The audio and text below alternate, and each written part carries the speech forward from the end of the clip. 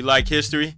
If so, you're in for a treat. Today we're going to be discussing some forgotten history, some actually history that's been hidden on purpose.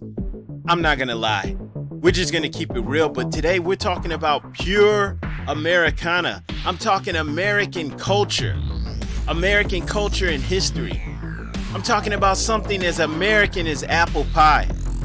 Even though it's not openly discussed in the classrooms or even openly discussed in America, period. Most people have no idea about this history, about this folklore, about what this country was actually founded on. But trust me, what we're discussing today is just as American as apple pie, just as American as baseball, patriotism, nostalgia, real American history. So what we're talking about today, we're talking about what this country was actually founded upon.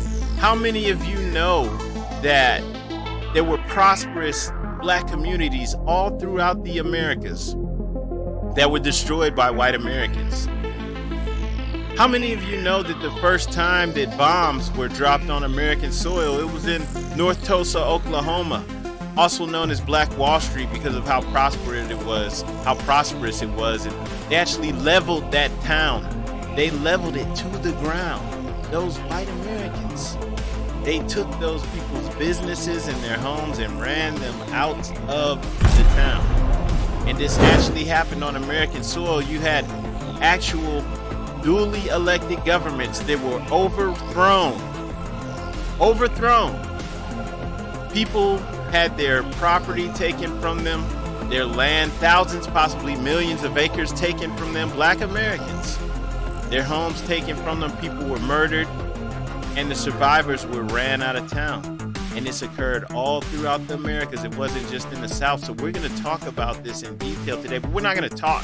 We're going to actually go into the records. We're going to show you what the newspapers were saying at the time. We're going to show eyewitness accounts. And as you can see up here, this is actual footage from Tulsa, Oklahoma before the massacres occurred. So this happened all over the place, and this is a very important part of American history. I don't care if they're covering it up. We're not covering things up here. We reveal the truth over here. I want to thank you for tuning in, and you know, right now I'm going to turn it over to Charleston White. I think he has some great words on this topic. And people, you are in for a treat. Check this out. Originy sounds. Used to keep the white man in fear when he got free. This country couldn't sleep for a long time when black people got their freedom because they always feared the black man was so angry he would come back and seek retribution in the form of violence. But we're not violent people. We've been conditioned to be violent because children mimic what they see and repeat what they hear. So that's the only reason we're violent. We're conditioned. This angry white man who they keep saying is battling and struggling with mental health doesn't have a mental health problem. He's an angry white man. An angry white man do things when they're angry and impulsive and intentional, but they don't hold shit in. White people don't hold nothing in, my nigga. When white people get angry, they are angry and they do things. They go to war, nigga, they invade, they bomb. Mental health is a smoke screen that they use. It wasn't long ago where they used to hang black people. Not only did they hang them, they set him on fire. And they would stand around this person as he burned. They would inhale the fumes. And they would smile and take pictures with the corpse, with their kids. They wasn't hollering mental health in. So those same actions, they still lie in the hearts and in the inactions of these angry so-called mental health white boys. It's just that the white boys today not digesting the same hate that the ones before who acted like them. They taking it out on where it belongs. They aunties, they uncles, they mamas, they cousins. Most of them going to go kill their own.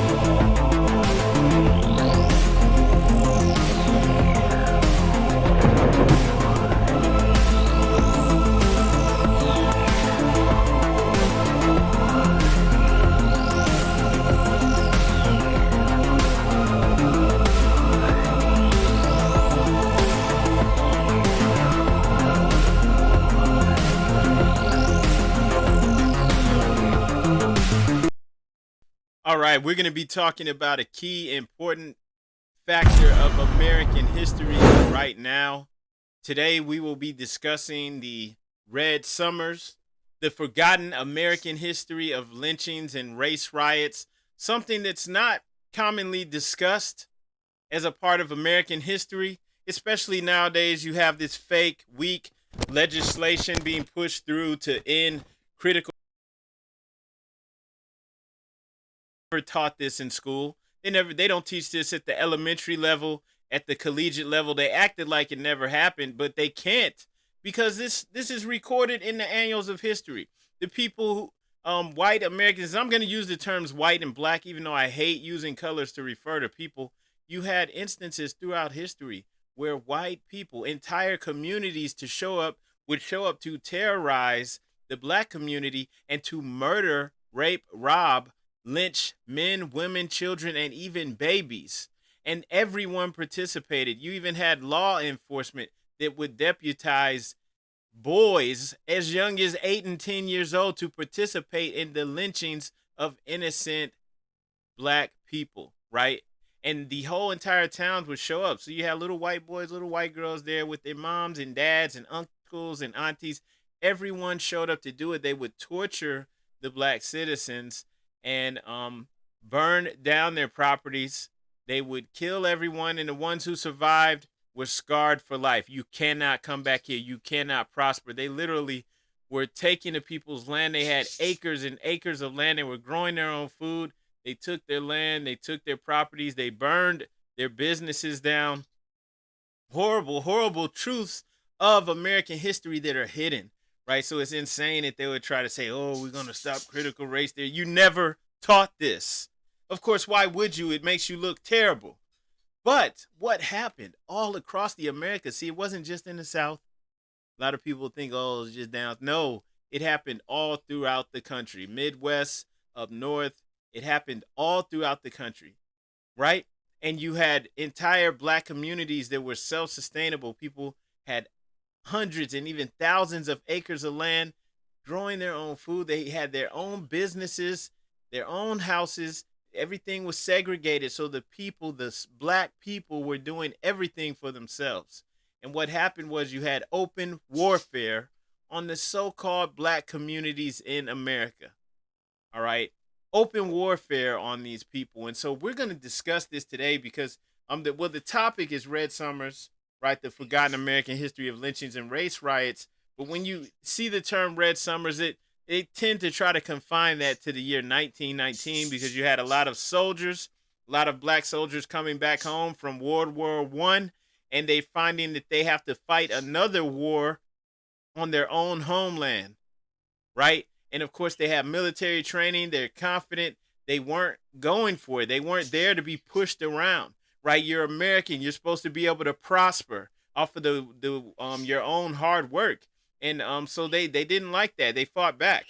But as you can see just from some of the time frames that are up here, it wasn't some 1 year thing, right? You have dates on here as early as 1866, 1868, right? Even 1829. And it happened all throughout the early 1900s, right? So these were Red Summers, plural. They are happening all over the place wherever you had prospering black communities. That's the key word. When you had prospering black communities, you had jealous, hateful whites that wanted to take these communities from those people. And to this day, you haven't had a single person prosecuted for their crimes. And you definitely haven't had compensation for the victims and their descendants. We even have instances of governments overturned. We're not going to be going off of hearsay, people. We're going off of actual eyewitness accounts, as well as the accounts from the newspapers that were published at that time discussing what actually occurred. So we're going to dive deep into this American history and expose this. This is never discussed in Black History Month. It's not taught anywhere. We're going to teach it today because this is American history, folks. Now, with all the AI imagery that's going on, you can say, oh, that's AI. It was created. It was generated. These pictures are from real physical American history. The people who did these atrocities were so proud of their crimes. They saved these pictures. Back in those days, they were circulating these pictures around, even using them as postcards to further terrorize the black communities, to let them know there was no sanctuary for them. When they were burning these people alive, torturing these men, women, children, and even babies, they were turning these things into postcards. When they would kill these people, they cut off body parts and pieces of the clothing to keep as souvenirs. And remember, the whole entire community was showing up, and the children participated as well. Everyone's guilty. The men, women, and children. The whole entire communities. All right? And it's not even just the people that participated, because the ones who didn't participate just looked the other way. They didn't hold their fellow Americans accountable for their crimes. So this is something that implicates the whole entire nation. This is real American history. We're going to go into it, and we don't care if it makes certain people uncomfortable. How dare you say this makes you uncomfortable when we're speaking about our history, the true history of this country. People were robbed of their land, their businesses, and their lives. And this needs to be corrected. You can't correct it by hiding it. That's what people have been doing for the longest. But the cat is out of the bag, and you're not going to be able to cover this stuff up. And the weak legislation you're trying to push through is not good enough. The truth is out. This is American history. And these people who committed these crimes, they got away with it. They are benefiting from it. Everyone wants to look at the black community and say, oh, it's so pitiful. Why are you guys like that? But you're leaving out the fact that entire white communities showed up to destroy these people. We're supposed to be in America where people are supposed to be able to prosper off of their hard work. So how come you have these segregated communities and these people are working hard, building their own businesses, tilling the land, doing everything for themselves, and the people who came, raped, murdered, robbed, and lynched them and took their land, destroyed, leveled their properties down to the ground, got away with it. Even overturned duly elected governments. We're going to have to expose this because this is American history. We're not here to keep your dirty laundry and your secrets. We're not here to go along with these fake whitewash stories. We're going to tell the truth, whether you like it or not. You can see this map up here just showing the red record of lynching, 1889 to 1921, showing how many lynchings were occurring in these different areas, right? Just giving you an idea, right?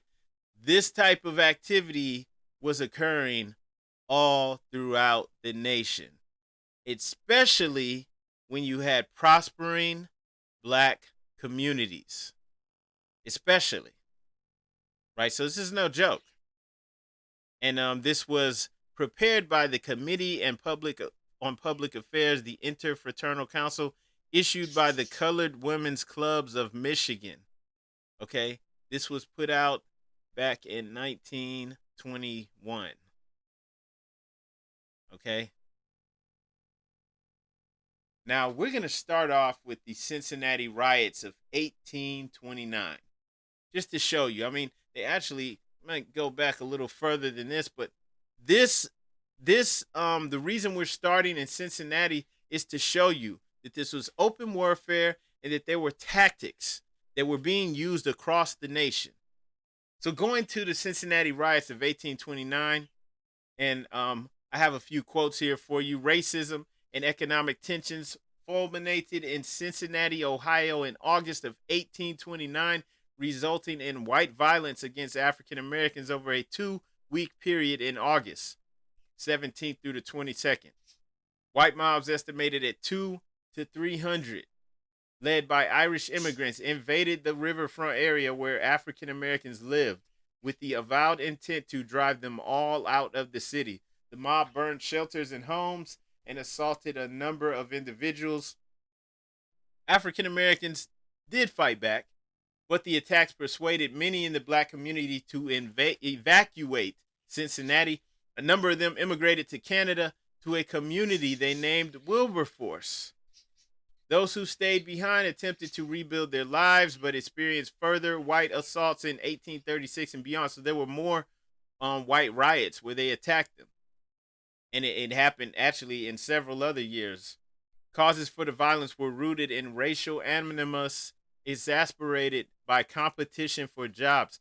Free blacks and increasing numbers of African Americans who escaped slavery in the South arrived in Cincinnati with hopes of safety and economic opportunity. Excuse me. The African American population rose rapidly after the Missouri Compromise in 1820. A surge of migration from 1826 to 1829 swelled. Hang on. It swelled that African American population to the point where it was 10% of Cincinnati's population. And so a lot of the new arrivals were poor and illiterate, had to construct flimsy shelters along the riverfronts. They competed there with the wage labor jobs with poor whites, especially the Irish immigrants. A lot of people, you're Irish, and like, oh, we didn't do anything wrong. We didn't participate. Cincinnati whites expressed alarm at the growth of the black population of the city, especially those deemed indigent. City leaders invoked the Black Act of 1807, a state law which had been instilled to limit African American migration into Ohio. It required that new black residents provide a $500 bond guaranteeing their solvency and economic self-sufficiency. City leaders, encouraged by a recent Ohio State Supreme Court ruling that supported the use of so-called black laws, revived this act and began enforcing it on new African American rivals in the spring of 1829. And the white leaders, although they didn't expel these African Americans, the measure was designed to limit future migrants. And then you had these local African American leaders like James Charles Brown. They knew what the whites were doing to control their population.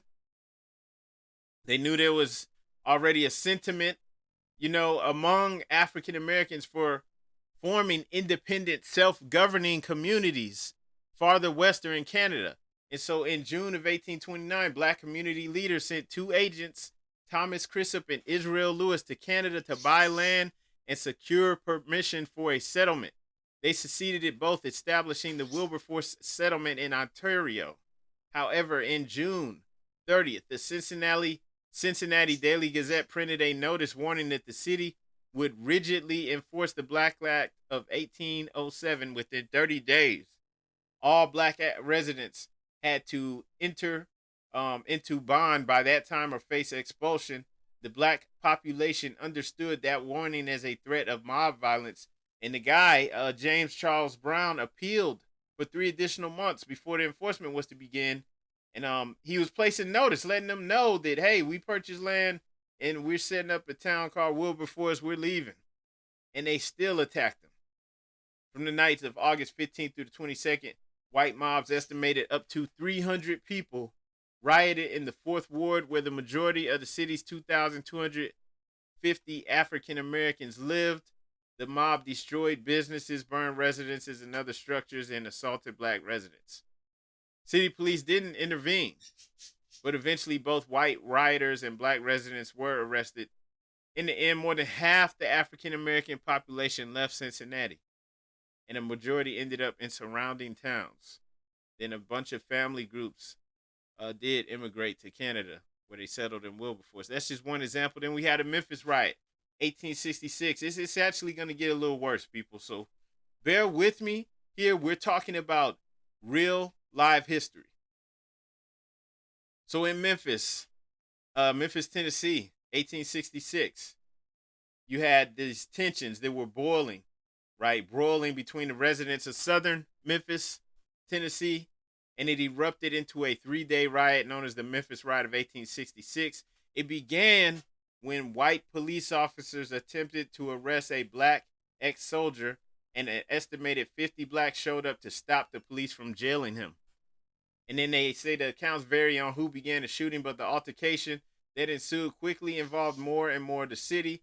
The victims initially were only black soldiers, but the violence quickly spread to other blacks living just south of Memphis who were attacked, while their homes, schools, and churches were destroyed. White Northerners who worked as missionaries and school teachers in black schools were also targeted, In an attempt to restore order, U.S. Army Commander George Stoneman ordered the black soldiers of the 3rd United States Colored Heavy Artillery Regiment back to Fort Pickering just outside the city, and they obeyed. Nonetheless, the violence continued throughout the night as the targets became the black civilians of the city. Memphis police and firemen openly participated in the violence and looting, and as a result, the city's black residents could not count on them to stop the attacks or put out the fires in the African American neighborhoods. The conflict stretched into a second day when Memphis Mayor John Park refused to request state or federal assistance. On the afternoon of the third day, General Stoneman declared martial law and sent black and white troops into the city to reestablish order. Within a month, a congressional committee arrived to investigate the riot. They said the investigation and interviews were thorough, but the report was controlled by radical Republicans in Congress. They tried to use it to gain support for Reconstruction policies, and basically, it just showed the vulnerability of Southern blacks immediately after the Civil War. And the report blamed the overwhelmingly Irish police force of Memphis, as well as the black-Irish competition for manual labor jobs, for the underlying tensions, right? But it totally ignored the non-Irish whites who participated in the rioting and the role of black soldiers who, before the fighting, had been given the responsibility for patrolling much of the city. All right. So this, by the end of this, on May 3rd, the black community in Memphis had been devastated. 46 blacks had been killed. 2 whites died in the conflict. One as a result of an accident, and another a policeman because of a self-inflicted gunshot. There were 5 rapes and 285 people were injured. Over 100 houses and buildings burned down as a result of the riot and neglect of the firemen. No arrests were made. All right, we're going to start to see a common theme. Now, you also had the overthrow of a duly elected government in Georgia. It's referred to as the Camilla Massacre. This occurred in 1868. Now, this is in Georgia. These people, these legislators, are also referred to as the original 33. Right, so this was the aftermath of a political rally in Mitchell County, Georgia, that ended with numerous participants killed and wounded in the town courthouse square. And this was following the Georgia Constitution of 1868. 33 African-American men, all Republicans, and often called the original 33, were elected to the Georgia State Assembly. During the early years of Reconstruction, there were some of the first African-American state legislators in the United States. After the election, the white Democratic majority in the legislature conspired to remove all blacks and all mixed-race members from the assembly. The original 33 were expelled on September 3rd, 1868, right? All because of the distrust. We don't want these people in here. So they were expelled. In Southwest Georgia, there was a representative, Philip Joyner. He was one of the expelled members. He made plans for a march and a rally to be held on the courthouse square in Mitchell County, and that's roughly 25 miles away, to protest the expulsion. The march began on the morning of September 19th, 1868 in Albany, Georgia. In each passing town, more people joined the march until there were almost 300 men, both black and white. They carried guns and weapons with them into the town of Camilla and were met by local sheriff Mumford S. Poor and a citizens committee. Poor warned the participants to surrender their guns or they would be met with violence in the town square, even though it was customary and legal to carry weapons at the time. Right? So this is old West days where people carry guns. The marchers refused and continued into the courthouse square for the rally. Local whites who gathered were quickly deputized by Poor, that was the sheriff, before the marchers arrived, and they stationed themselves in town storefronts. And as the marchers entered the square, they were fired upon from all directions. So they retreated into the swamps outside the town. At least 15 of them were killed. Another 40 were wounded. The guy who helped start it, Joyner, survived the attack. Now remember, he gave his testimony to the Freedmen's Bureau. Now remember, they're marching because these were 33 duly elected legislators who had just been expelled, overturned. The government had just been overturned because these white folks didn't want them in power, right? And so they're marching because they're like, look, you can't do this. You got to uphold the law. So over the next few weeks, you had white men from Canilla proceeded through the courthouse beating and warning blacks that they would be killed if they voted in the next election. All right, and that type of intimidation that reduced the Republican vote, and none of the original 33 returned to the Georgia Assembly. Nothing ever was done about this. Right in 1976, the Black Caucus of the Georgia Assembly honored the original 33 with a statue that depicts the rise of the African American politicians, and they did that on the grounds of the Georgia State Capitol in Atlanta. Right? It's spelled because of their color monument, but that's it. And it's got the inscriptions of the names of the 33 members along with the counties that they represented. But that's it. They just got a plaque. Right? 1998, 130 years later, the Camilla Massacre was officially publicly recognized by the residents of Camilla. That's it. Right? Nothing done to undo the damage that occurs when you just kick out a duly elected government, right, that represents the people. Now we're getting into more modern times of what's really been going on. Now, when you go to Wilmington, North Carolina, race riot of 1898, you have the overthrow of a local government. This was totally illegal, like despicable on every account. Right, as you can see from this newspaper article from the New York Herald, it says whites killed Negroes and seize city of Wilmington. All right. By revolutionary methods, white citizens of North Carolina overturned existing city government and at once established their own. 9 black men are shot down. So this is crazy because Wilmington at the time was like the largest city in North Carolina, and it was being controlled by blacks. They had control of the local government. All right? And white people literally came in there and started killing people and took over. So just to go into this story now, you have a politically motivated attack by whites against the city's leading African American citizens. The Wilmington Race Riot of 1898 documents the lengths to which white Democrats went to regain political domination of the South after Reconstruction. The violence began on Thursday, November 10th, in the predominantly African American city of Wilmington, North Carolina. At the time, the state's largest metropolis. Can you imagine that? That's like Charlotte being majority black, which it probably is right now, but those people also having control of the government. Right? So at the time, it was the state's largest metropolis. Statewide elections had returns had recently signaled a shift in power, with Democrats taking over the North Carolina state legislature. The city of Wilmington, however, remained in Republican hands, primarily because of its solid base of African American voters. On November 10th, Alfred Moore Watto, a former Confederate officer and a white supremacist, led a group of townsmen to force the ouster of Wilmington city officials. Watto relied on an editorial printed in the African American owned Wilmington Daily Record as the catalyst for the riot. Alex Manley, the editor of the Daily Record, and if you can see the picture up on the screen with this building that's been leveled, it's been destroyed by fire, and you see all the white men holding their guns, that was the office of the Daily Record newspaper, right? They destroyed that. But Alex Manley was the editor of the Daily Record. He had published an editorial in early November arguing that poor white men are careless in the matter of protecting their women.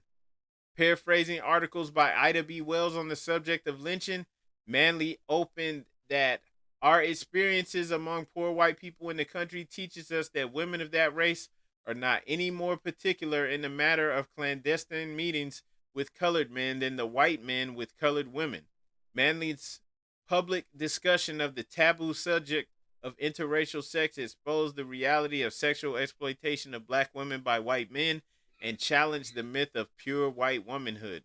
48 hours after Manley's editorial ran, Waddle led 500 men to the headquarters of the Daily Record on 7th Street. The mob broke out windows and set the building on fire. Manley and other high-profile African Americans fled the city. However, at least 14 African Americans were slain that day. An eyewitness later wrote that African Americans fled to the swamps or hid in the African American cemetery at the edge of town. When their criminal behavior resulted in neither federal sanctions nor condemnation from the state, Waddle and his men formalized their control of Wilmington. The posse forced the Republican members of the city council and the mayor to resign, and Waddle assumed the mayoral seat. Over the next 2 years, North Carolina passed the grandfather clause as one in a series of laws designed to limit the voting rights of African Americans. And just looking at the Wikipedia page on this, it says the Wilmington Insurrection of 1898, also known as the Wilmington Massacre of 1898 or the Wilmington Coup of 1898, was a coup d'etat and a massacre which was carried out by white supremacists in Wilmington, North Carolina, United States on Thursday, November 10th, 1898. The white press in Wilmington originally described the event as a race riot caused by black people, but since the 20th century and further study, the event has been characterized as a violent overthrow of a duly elected government by a group of white supremacists. Excuse me. The coup was the result of a group of the state's white Southern Democrats conspiring and leading a mob of 2,000 white men to overthrow the legitimately elected local fusionist biracial government in Wilmington. They expelled opposition, black and white political leaders from the city, destroyed the property and businesses of black citizens built up since the American Civil War, including the only black newspaper in the city, and killed from 14 to an estimated 60 to more than 300 people. The numbers are always all over the place, right? How you going to say it could have been 14 to 60 to more than 300 people? All right. And just to look at some background on this, you had a group of red shirts, right, at Old Hundred, North Carolina on Election Day, 1898 and 1860, just prior to the outbreak of the American Civil War. The majority of Wilmington's population was black, and it was also the largest city in the state of North Carolina with a population of nearly 10,000. Numerous slaves and freedmen worked at the city's port, in households as domestic servants, and in a variety of jobs as artisans and skilled workers, right? And it was still the largest city in the state in the 19th century. And it had a majority black population. Looking at the census from 1890, it had 11,324 blacks and 8,731 whites. There were numerous black professionals and businessmen among them in a rising middle class. The Republican Party was biracial in membership. Unlike many other jurisdictions, black people in Wilmington were elected to local office and also gained prominent positions in the community. For example, 3 of the city's aldermen were black. Of the 5 members of the Constituent Board of Audit and Finance, 1 was black. Black people also served in these civic positions of justice of the peace, deputy court clerk, and a street superintendent, and were coroners, policemen, mail clerks, and mail carriers. Blacks also held significant economic power in the city. Many former slaves had skills which they were able to use in the marketplace. For example, several became bakers, grocers, dyers, making up nearly 35% of Wilmington's service positions. So you had people in all these positions and people with different skill levels, right? Black people.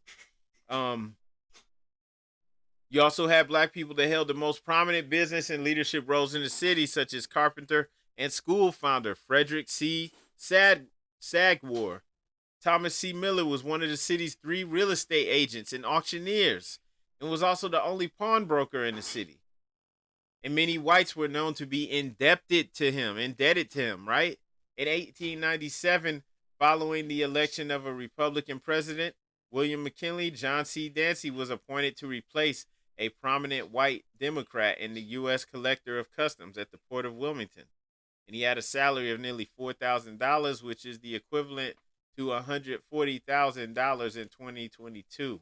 The editor of the Wilmington Messenger often disparaged him by referring to Dancy as Sambo of the Custom House. Black professionals increasingly supported each other. For example, of the more than 2,000 black professionals in Wilmington at the time, more than 95% were clergy or teachers, professions where they were not shut out from competing, unlike doctors and lawyers. Then you have white resentment of that, as black people in the area rapidly emerged into their newfound social status and progressed economically, socially, and politically. Racial tensions grew. Former slaves and their children had no inherited wealth. With the collapse of the Freedmen's Bank, which had a Wilmington branch in 1874, some black residents of Wilmington lost most of their savings and, as a result, distrusted banks, right? And so many of the residents were wary of debt, right? Also, credit or loans available to them were marked up in price, right? You also had the annual rate of credit charged to black people was nearly 15% compared to under 7.5% for poor whites, and lenders refused to let African Americans pay off their mortgages in installments. This practice, known as principal or nothing, positioned lenders to take over black property and businesses through forced sales. The lack of inherited wealth, limitations of access to credit, and loss of savings through federal mismanagement and fraud created a combined effect in which black people could not save anything. All right. And so they're dealing with this. And though they nearly made up 60% of the county's population, property ownership among blacks in Wilmington was rare at just 8%. Of nearly $6 million in real and personal property taxes, they paid less than $400,000 of this amount.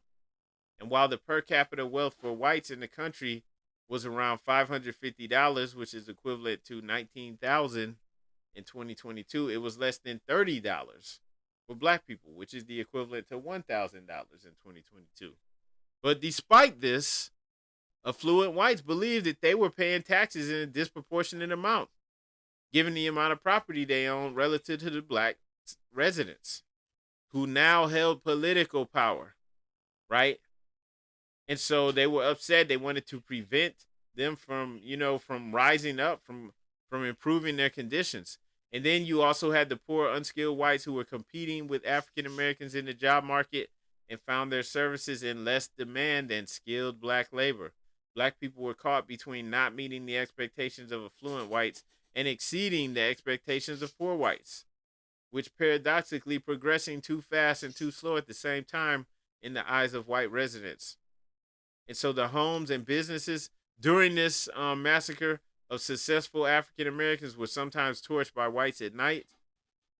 And because black residents had enough economic and political power to defend their interests socially, things were still relatively peaceful.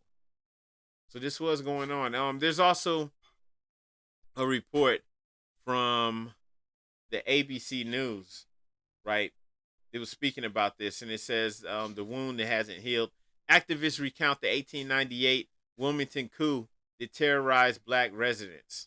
2 days later, on November 10th, 1898, a mob of nearly 2,000 white men torched the offices of Wilmington's only black newspaper, the Daily Record, and began indiscriminately shooting at black residents across the city.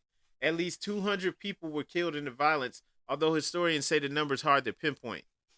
White leaders spun the violence as a race riot that the militia needed to control. In the following weeks, as many as 2,100 black residents abandoned the city, historians say.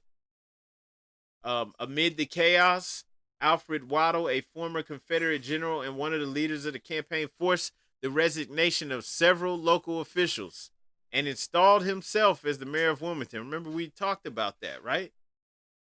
And so you actually have like families, like this family over here on the right, who owned land, who were working, and people like this were seen as targets, right? They wanted to specifically attack the black Americans who own land, who own property, who were doing well.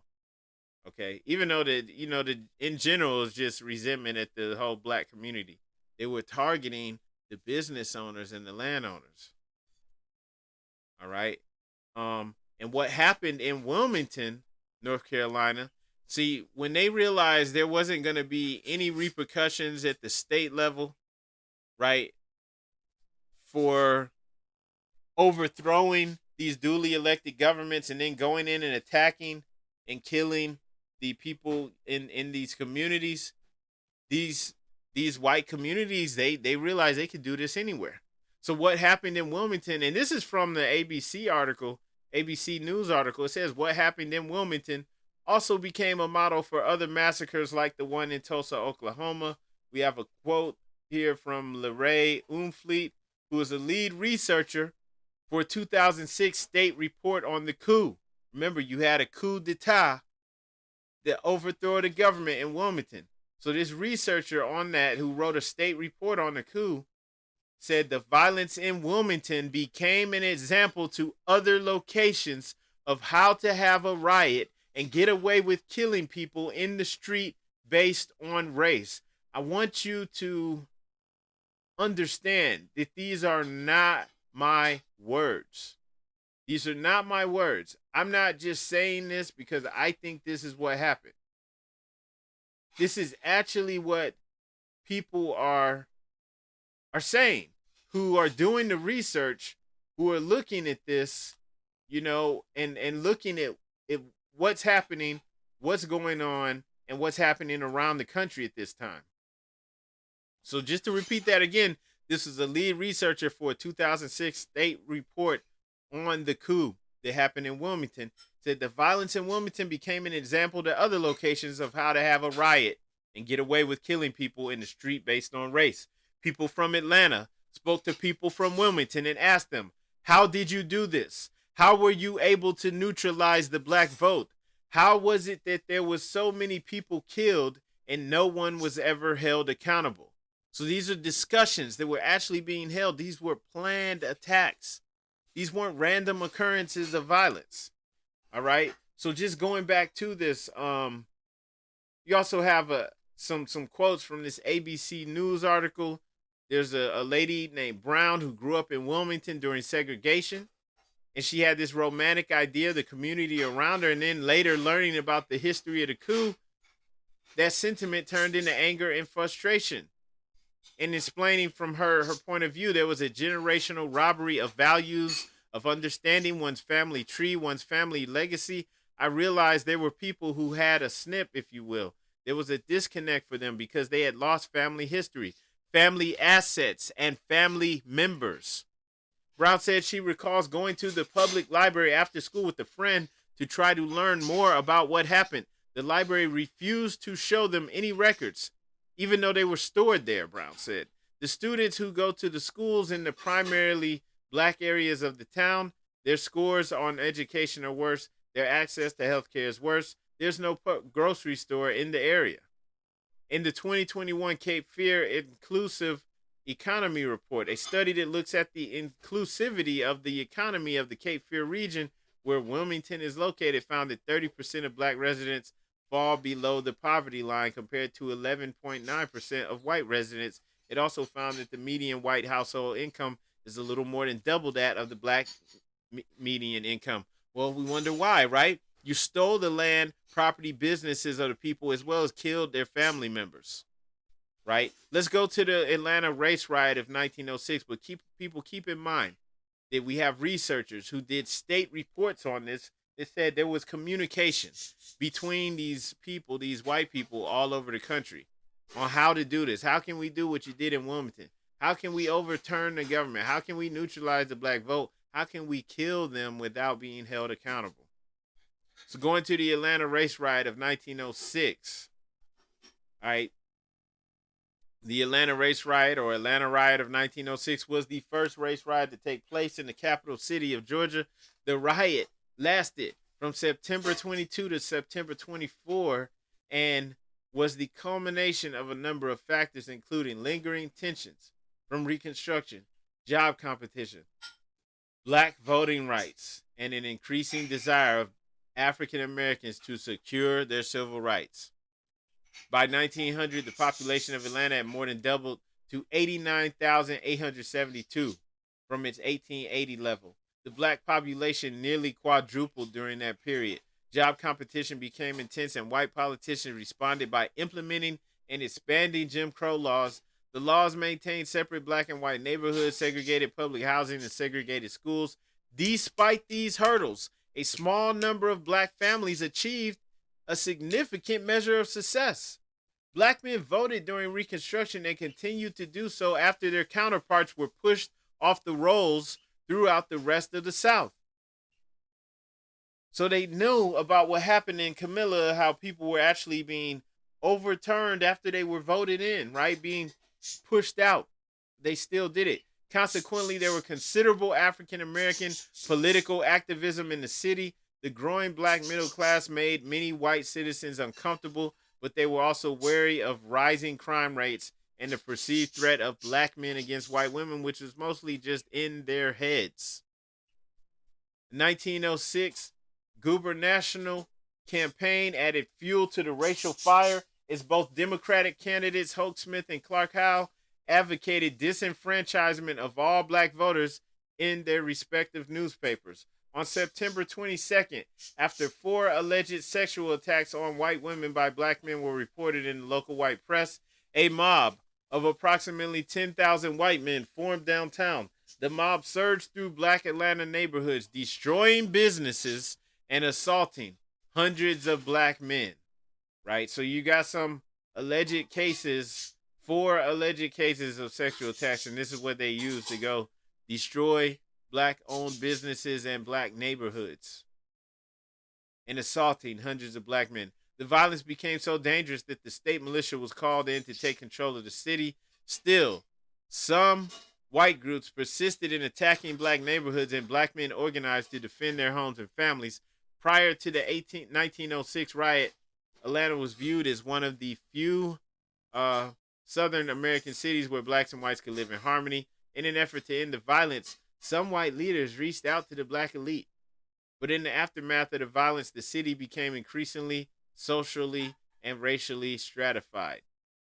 Though not known for sure, the estimated number of blacks killed was between 25 to 40. There are numbers always all over the place. While 2 white Americans were killed, hundreds more people were injured or saw businesses and homes destroyed.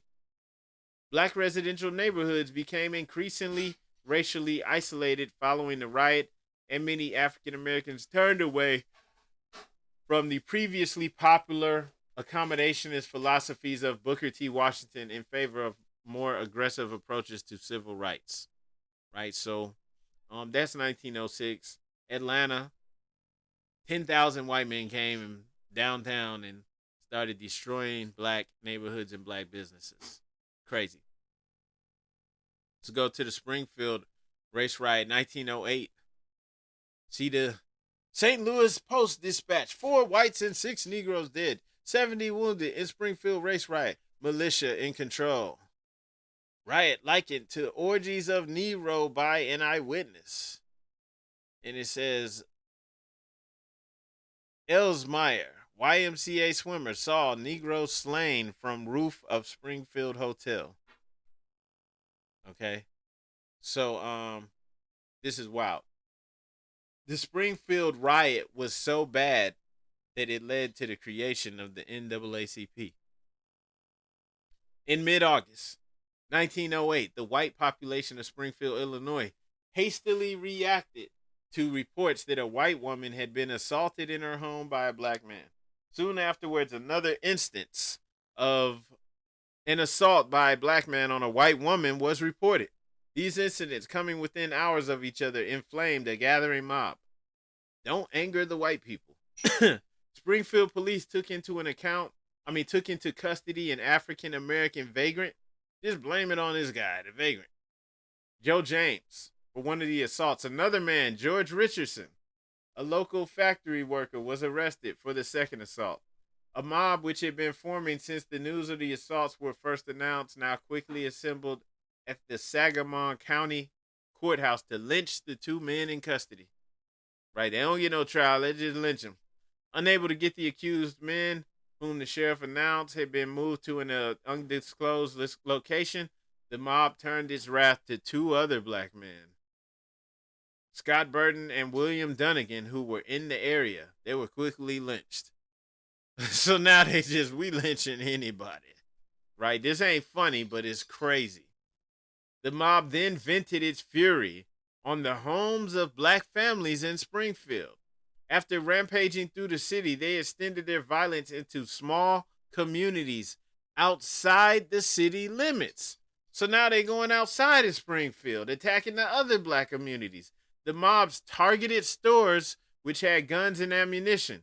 Mob leaders carefully directed the participants to destroy only homes and businesses either owned by blacks or which served black patrons, thus leaving nearby white homes and businesses untouched. Right? This picture is actually from Springfield, right?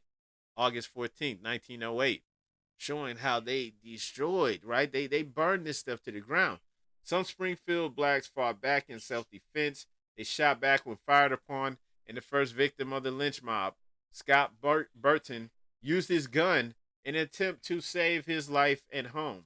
The second victim lynched was an 84-year-old cobbler named William Dunnigan, whose reputation had been tainted in the eyes of the mob by the fact that he had been married to a white woman for over 30 years. They lynched an old man, right? A cobbler, he's fixing shoes. So they lynched an old man because he had been married to a white woman for over 30 years. When the carnage finally ended, 6 black people were shot and killed, 2 were lynched, and hundreds of thousands of dollars of property was destroyed. About 2,000 black people were driven out the city of Springfield as a result of the riot. Right? People were now homeless. People had businesses that were burned down or just outright taken from them. About 150 suspected mob participants were arrested.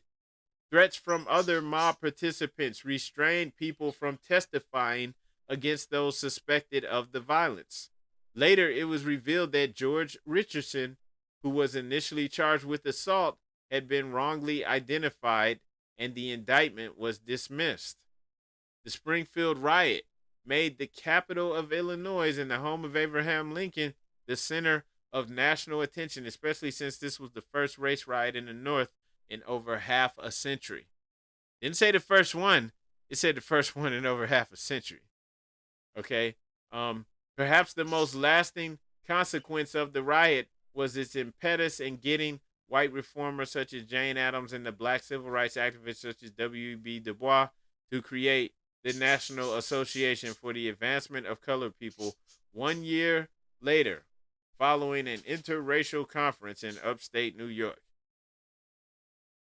Right, so it was so bad. As you can see from some of these pictures up here from a neighborhood called the Badlands, a black neighborhood, right, largely burned down by whites.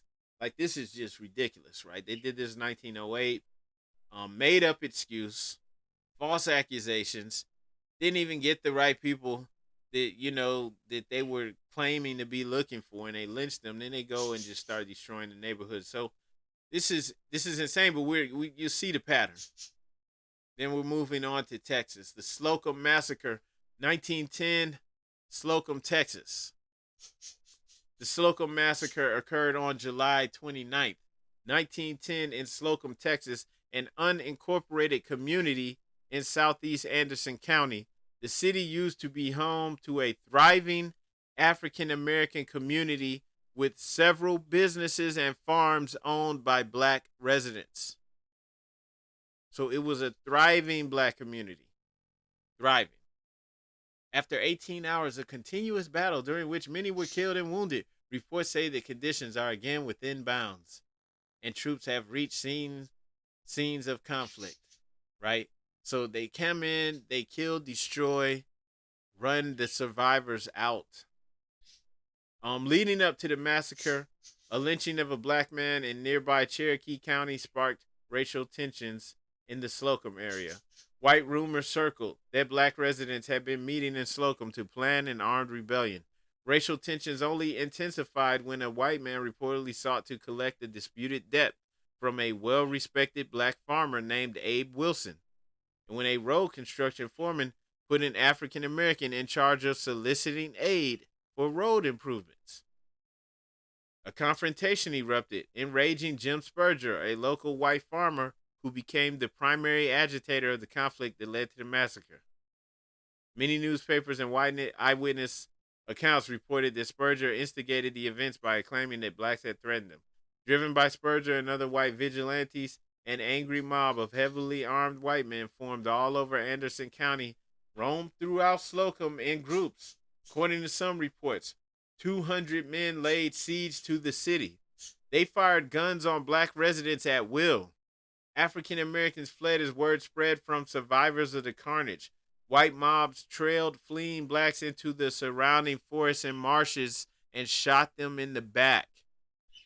Every initial newspaper portrayed African Americans as armed instigators, which were gross mischaracterizations. Now, remember, in Wilmington, they got away with it. They communicated. And over the coming years, they started doing it all over the place. Not an accident, people. And it's not an accident. These were tactics. They did the same thing everywhere. Newspapers reported that the estimated death toll of black residents were 8 to 22 victims. Nobody ever knows how many were killed. And they also had mass graves just dumping all these bodies and your ancestors. They don't even get a proper burial after getting their land and businesses taken from them. Black community members provided a contrast to this report by stating that there was a minimum of 40 who had died and that it may have reached upward of 200 victims. But don't worry, after all this, you get a plaque. You get a commemorative plaque. You don't get no money in land, though. And we damn sure not giving you no businesses or anything like that back, right?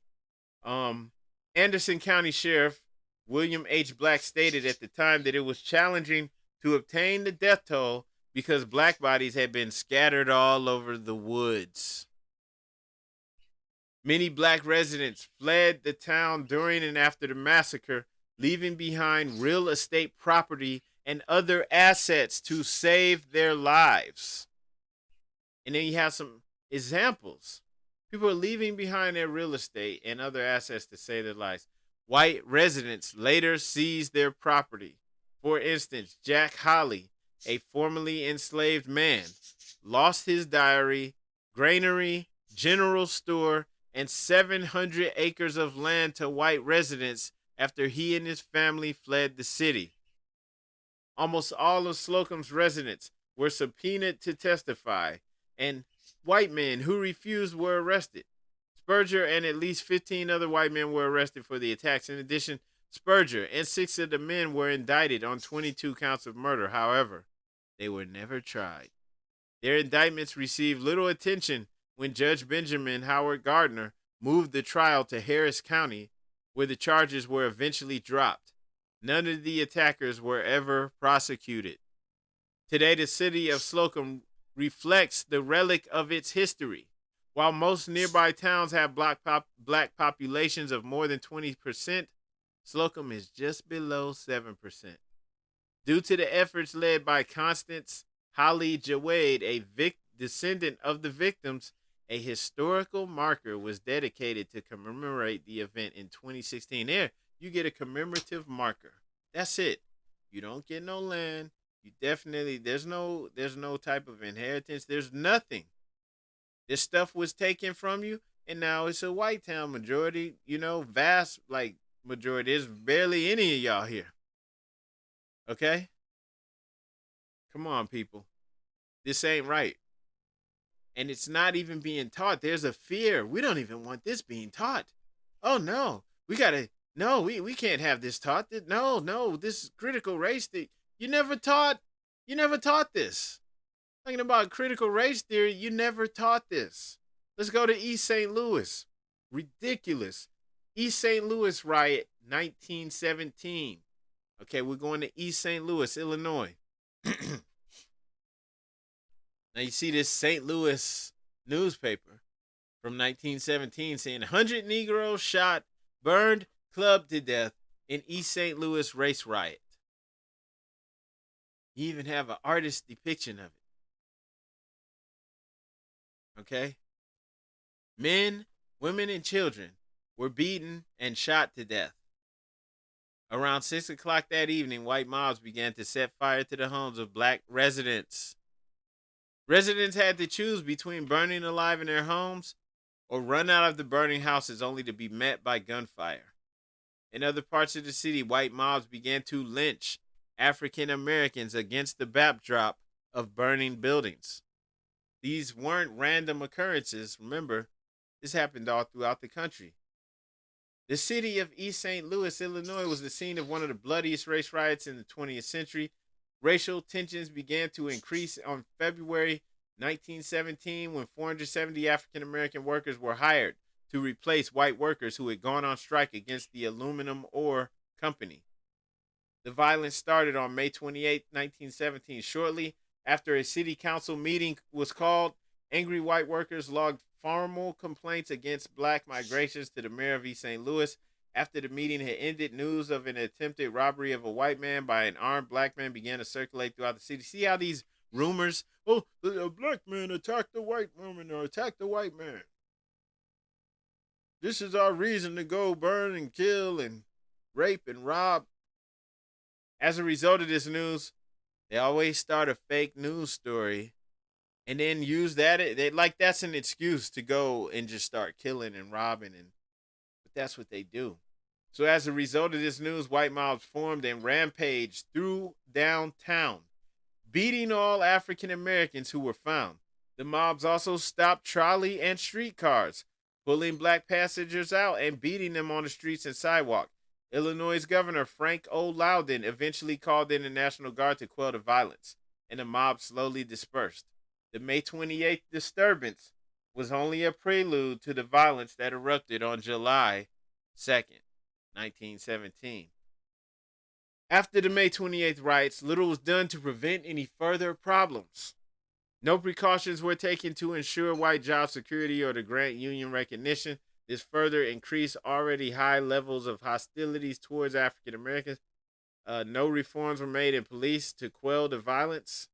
Right? They already went on a mob rampage, pulling black people out of the streetcars and stuff and beating them. Nothing happened to them though, so they knew they could do even worse. The governor ordered the National Guard out of the city on June 10th. July 2nd, 1917, the violence resumed. Men, women, and children were beaten and shot to death. White mobs set fire to homes of black residents, and they had to choose between being burned alive in their homes or running out of the buildings only to be met by gunfire. In other parts of the city, white mobs began to lynch African Americans against the backdrop of burning buildings. As darkness came and the National Guard returned, the violence began to wane, but did not come to a complete stop. In response to the rioting, the NAACP sent W.E.B. Du Bois and Martha Gruning to investigate the incident. They compiled a report entitled Massacre at East St. Louis, which was published in the NAACP's magazine, The Crisis. The NAACP also staged a silent protest march in New York City in response to the violence. Thousands of well-dressed African Americans marched down Fifth Avenue showing their concern about the events in East St. Louis. The Universal Negro Improvement Association, led by Marcus Garvey, also responded. July 8, 1917, the UNAIA's president, Marcus Garvey, said, "This is a crime against the laws of humanity. It is a crime against the laws of the nation. It is a crime against nature and a crime against the God of all mankind." He also believed that the entire riot was a part of a larger conspiracy against African Americans who migrated north in search of a better life. The whole thing, my friends, is a bloody farce, and the police force and soldiers did nothing to stem the murder thirst of the mob. It's a conspiracy on the part of the civil authorities to condone the acts of white mob against Negroes. And as you can see from this article, newspaper article, it says man-hunting mobs burn 6 homes and slay fleeing blacks by bullet and rope. They were women and children joined in blood orgy as flames spread to business sections, right? This ain't being taught, right? They're definitely not teaching. There were planned attacks on these black communities to destroy their homes and businesses and to kill men, women, and children. Shooting, killing these people, shooting the people in the backs, burning their houses down, killing anyone that flees. Um, a year after the riot, a special committee formed by the United States House of Representatives launched an investigation into police actions during the East St. Louis riot. Investigators found that the National Guard and also the East St. Louis police forces had not acted adequately during the riots, revealing that police often fled from the scenes of murder and arson. Some even fled from station houses and refused to answer calls for help. Right? So the National Guard, the police, the fire department, they all worked together. They wanted to destroy these black communities. And guess what? They got, for all of these horrible atrocities that they went through, they've got a historical marker. That's what happens. You get a historical marker. On the 106th anniversary of the East St. Louis Race Massacre, 2 historical societies will dedicate a marker this weekend to commemorate that. And this looks like this just happened last year, right? As you can see, is a picture from the NAACP's Crisis magazine showing the white mob stopping a streetcar during the East St. Louis race riot. You actually have a picture from history of them white mob violence. Located at Southern Illinois University's Edwardsville, East St. Louis campus, the new marker from the state will be unveiled by the East St. Louis and Illinois State Historical Societies in a Sunday ceremony. Event organizers say it's important to understand what happened and how to shape the region. This is critical information that needs to be shared throughout the community, not just for the people that live here, but the people who educate people who live here. And that was said by Jay Willis, director of the East St. Louis Historical Society. Even though the legacy of the 1917 massacre will forever be instilled in the city's history, some East St. Louis say many in the area don't know enough about it. It's critical that this should be known in our schools, said Regina Petty, an 87-year-old East St. Louis resident whose grandfather told, it was Reginald Petty, whose grandfather told him stories about the massacre. It should be a part of the school curriculum. The location of the marker is not random. Historians like William Shannon, executive director of the St. Clair Historical Society, said some of the worst events in 1917 occurred in the neighborhood where the college campus currently sits. So in this black community, which was destroyed, you now have a college campus there. People were killed, their land, their businesses burned down, and you wouldn't even know it. Now it's a college campus. So they get a marker, you get a marker, right? So this Red Summer thing, they try to limit that to 1919. But the attack started way before 1919, and they lasted long after that. Long after that. So that the whole thing with the Red Summer, that's where you got the guys, the men, black soldiers returning from World War I, and they want to stand up for themselves. They want to defend their community. They don't want to just roll over and let these people dominate them, kill them, and take their land and property from them. But this stuff happened before and after 1919, right? So just wanted to speak on that because it is much bigger than some 1 year event. But you're going to see this. You're going to see this. Things just got amped up. That may have added a little gunpowder to the fire because people were ready to stand up for themselves. Not to say that they weren't doing that beforehand. Let's go to Knoxville. You had the Knoxville race riot 1919, Knoxville, Tennessee. As you can see from this Sunday Journal and Tribune from Knoxville, Tennessee, this was actually published August 31st, 30th or 31st, 1919, says bloody riots follow attack on jail. 5 known dead. Many are wounded.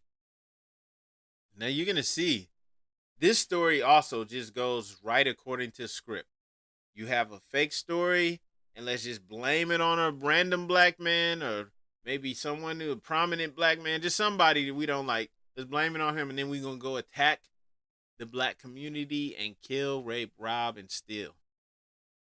In this one, though, you have instances where the Tennessee National Guard was involved. And the Tennessee National Guard was actually firing machine guns indiscriminately into the neighborhood in the black community. All right? These are true accounts. Let's go ahead and go into this now. The Knoxville race riot.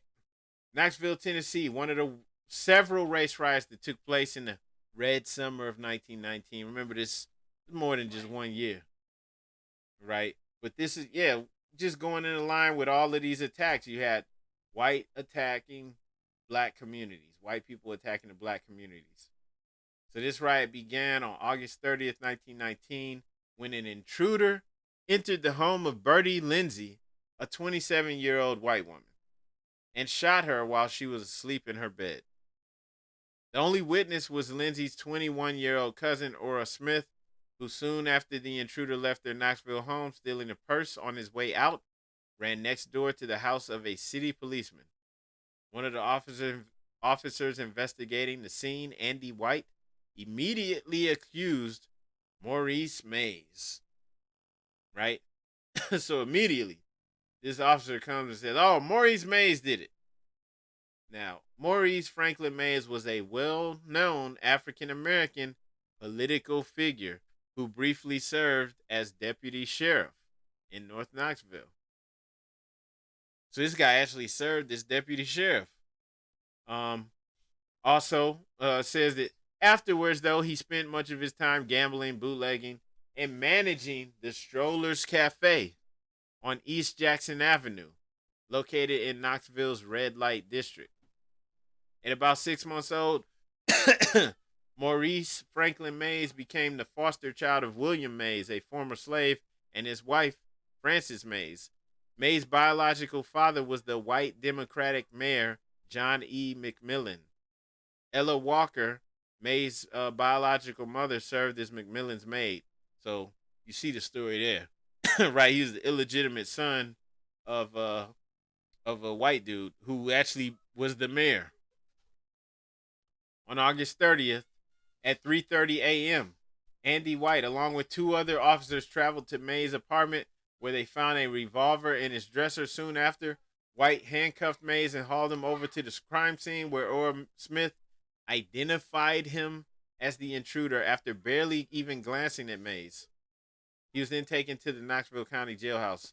At around 8 a.m. the next morning, angry whites began to congregate near the Knox County Jail. A few individuals broke into the jail in search for Mays. However, he was moved to a jail located in Chattanooga, Tennessee as a protective measure. No African-American inmates were harmed during the search, but over a dozen white inmates were freed, leading to the pillaging of the local liquor store storage room and the demolition of the jail. You hear this? They come there looking for him. He ain't there, so they free all the white prisoners, and they destroy the jail after they raid the liquor storage. Right? This must have been during Prohibition where liquor was illegal. Later that day, the National Guardsmen were notified about several holdups taking place in the black section of Knoxville by a band of African Americans. Not long after, a detachment was sent to the scene, followed by a mob of white residents. Or excuse me, of white rioters. Okay? Not long after a detachment was sent to the scene, you had these white rioters come through. Although only one business was broken into by African Americans, the white mob raided and destroyed numerous black-owned businesses in the area. Eventually, guardsmen joined the mob, engaging in gunfire with black residents. So the the National Guardsmen start working with the white mob and start exchanging gunfire with black residents. In the end, hundreds of citizens were wounded and 7 people were killed, 6 blacks and 1 white. The riot prompted many African Americans to flee the city. Although the Knoxville riot of 1919 started as a murder case and not a white race riot, in the end it became one. Maurice Franklin Mays was convicted of the murder of Burt Lindsey by an all-white jury and sentenced to death. He was pronounced dead after being sentenced to the electric chair. He was only 35 years old. He professed his innocence, even with his last words. They bless those 1,000 who have so nobly stood beside me, though we stand now in defeat, and forgive those whom the narrowness of prejudice had placed against me. The lash of prejudice has whipped me in the shadows of death. Cleanse the sinful hearts of men who have dipped their fingers in my innocent blood. Oh God, I am innocent of the crime for which I am to die. All right. City Council passes a resolution asking to exonerate Maurice Franklin Mays. Right? He was executed in 1922 at the Nashville State Penitentiary for killing a white woman in Knoxville. However, experts and court documents show there was no evidence he had committed the crime. 101 years later, the Knoxville City Council recognized that injustice by unanimously, passing a resolution asking the governor to exonerate Mays, which I believe he turned that down. Okay. So once again, you had a false charge, some fake case made up, and then the white mob forms and they go and they start burning down businesses, burning down houses, and killing people. When you go to the Wikipedia account of the Knoxville riot, it says that unable to find Mays, rioters looted the jail and fought a pitched gun battle with the residents of a predominantly black neighborhood. The Tennessee National Guard, which at one point fired 2 machine guns indiscriminately into this neighborhood, eventually dispersed the rioters. Headlines in the immediate aftermath stated 5 people were killed, while the Washington Times reported scores dead. Other newspapers placed the death toll at just 2, though eyewitness accounts suggest it was much higher.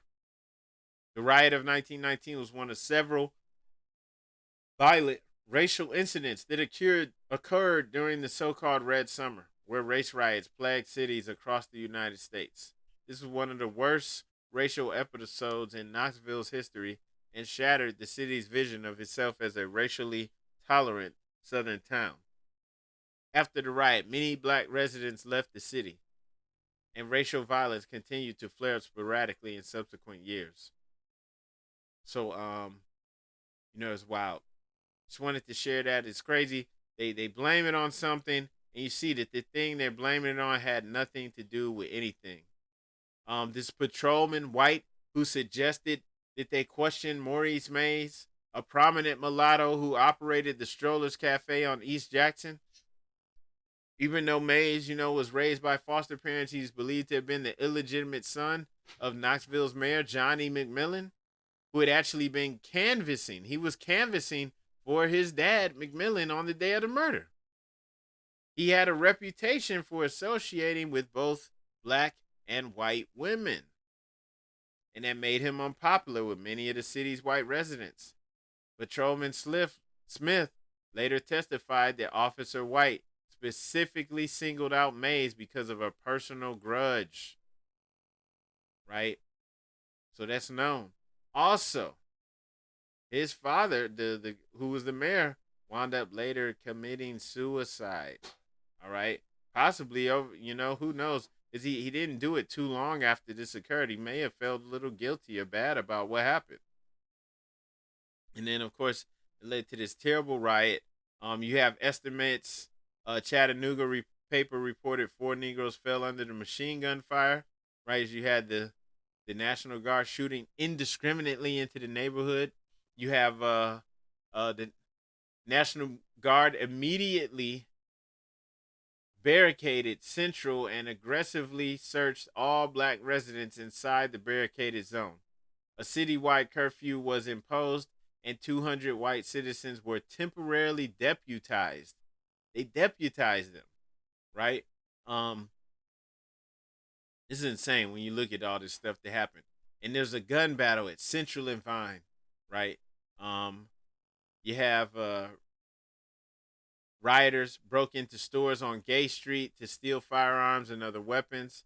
As the guardsmen turned onto Vine Street, the street erupted in gunfire as black snipers exchanged fire with both the rioters and the soldiers. The National Guard set up two Browning machine guns on Vine and opened fire towards Central. One guardsman, 24-year-old Lieutenant James William Payne, was shot and wounded by a sniper, and as he staggered into the street, he was cut to pieces by friendly fire from the machine guns. Shooting continued sporadically for several hours. The black defenders charged the machine guns several times but failed to capture them. Among those killed was a black shopkeeper and Spanish-American war veteran named Joe Eder, who was shot when he attempted single-handedly to capture one of the machine guns. Outgunned, the black defenders he gradually fled Central and dispersed. All right. Scattered reports of violence persisted throughout the day. Two African American residents, Carter Watkins and Claude Chambers, were shot and killed at a train depot as they tried to flee. A deaf black woman was shot when she failed to heed a gunman's orders to halt. Deputy Carol Kate estimated that between 25 and 30 had been killed, while National Guard Major Maurice Martin placed it between 30 and 40. Others placed the death toll in the hundreds. By some accounts, the dead was so many that the bodies were dumped into the Tennessee River, while others were buried in mass graves outside the city. Okay? This is ridiculous. White rioters, 55 white rioters, were charged with various minor offenses in October 1919, but all were acquitted. According to Tennessee Attorney General R.A. Minot, in 1920, one person involved in the riots was sent to the penitentiary for 1 to 5 years. Another was convicted but appealed to the Supreme Court. A third, leader of the mob, is still sought. Per Minot, about 25 people were charged with misdemeanors for involvement in the riot. About 12 to 15 of them were fined $100. The remainder were set free after trial. Although there was no motive and virtually no evidence, May was convicted. The case was eventually overturned by the Supreme Court in Tennessee, but Mays was convicted in the retrial in April 1921. In 1926, former Mayor John McMillan, believed to have been Mays' biological father, committed suicide. Okay? This was insane. Insane. Let's go to Omaha, Nebraska. You had the courthouse lynching of 1919. It was witnessed by an estimated 20,000 people, making it one of the largest individual spectacles of racial violence in the nation's history. Remember, these people, they didn't just witness it, they want a piece of the body. They wanted pieces of the body, pieces of the sexual organs, the clothes, some kind of trinkets from the lynchings. It's horrible. Horrible, disgusting, right?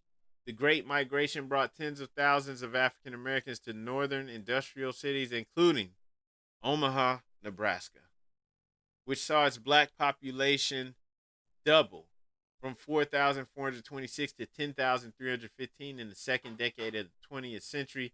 The growing black population and resentment over job competition by white ethnic groups helped fuel racial tension in Omaha. This is going on all across the north.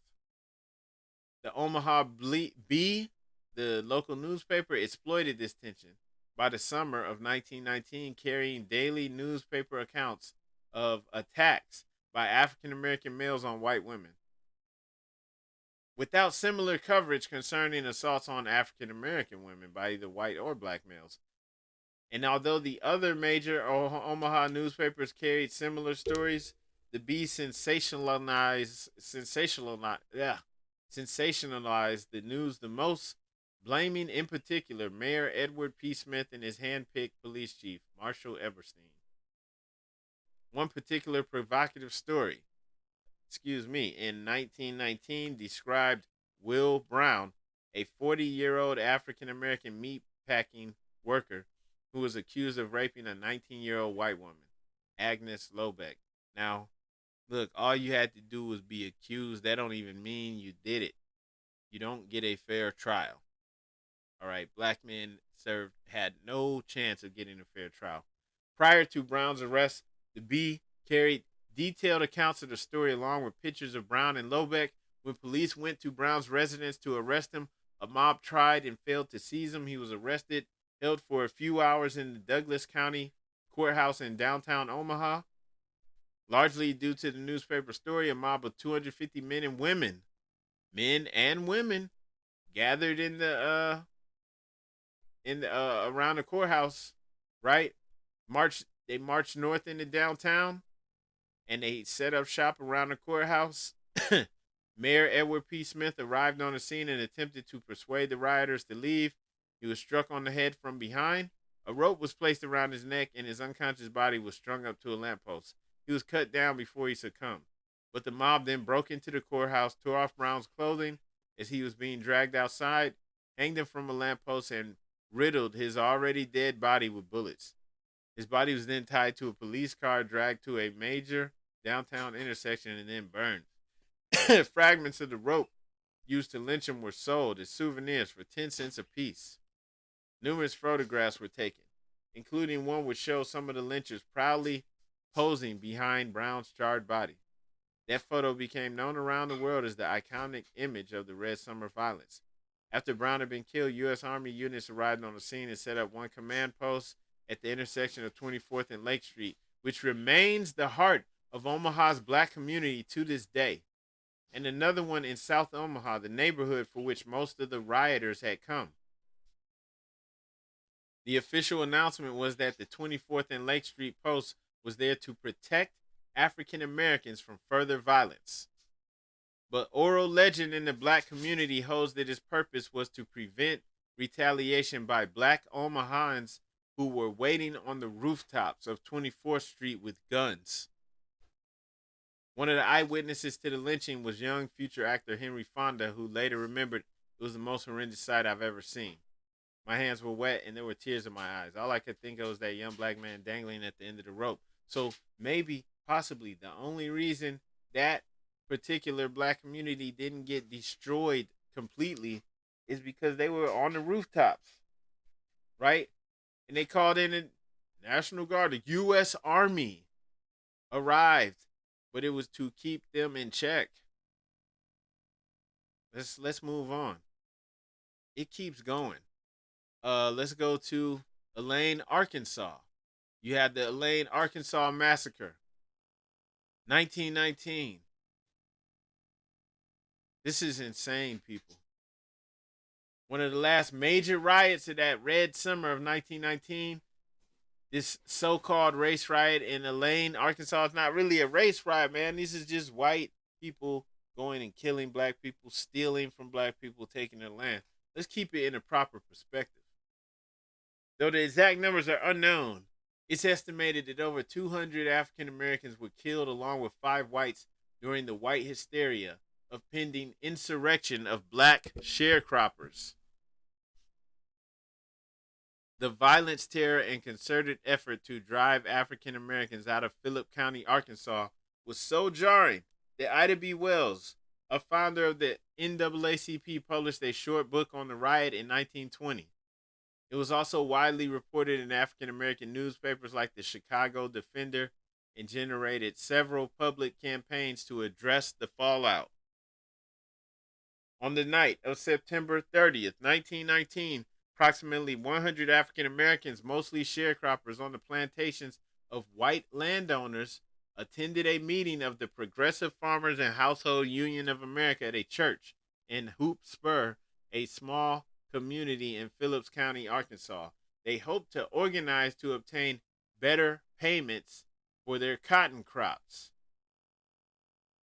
Aware of white fears of communist influence on blacks, the Union posted armed guards around the church to prevent disruption and infiltration. Okay. During the meeting, 3 white men pulled up to the front of the church. One of the men asked the guards, "Going coon hunting, boys?" Gunfire erupted after the guards made no response. Though sharp debate exists as to who fired first, the guards killed W.A. Atkins, a security officer from the Missouri Pacific Railroad, and injured Charles Pratt, the deputy sheriff.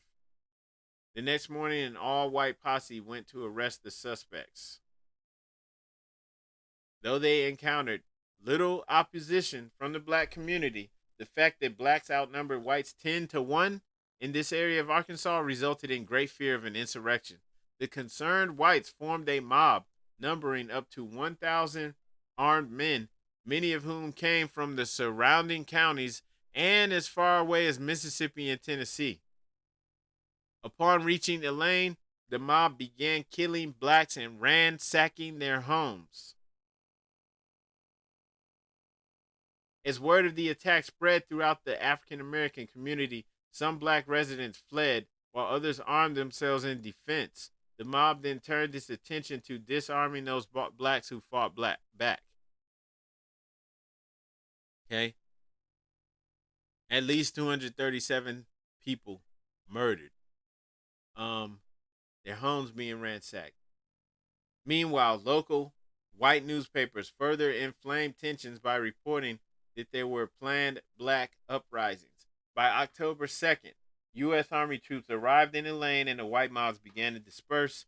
Federal troops rounded up and placed several hundred blacks in temporary stockades where there were reports of torture.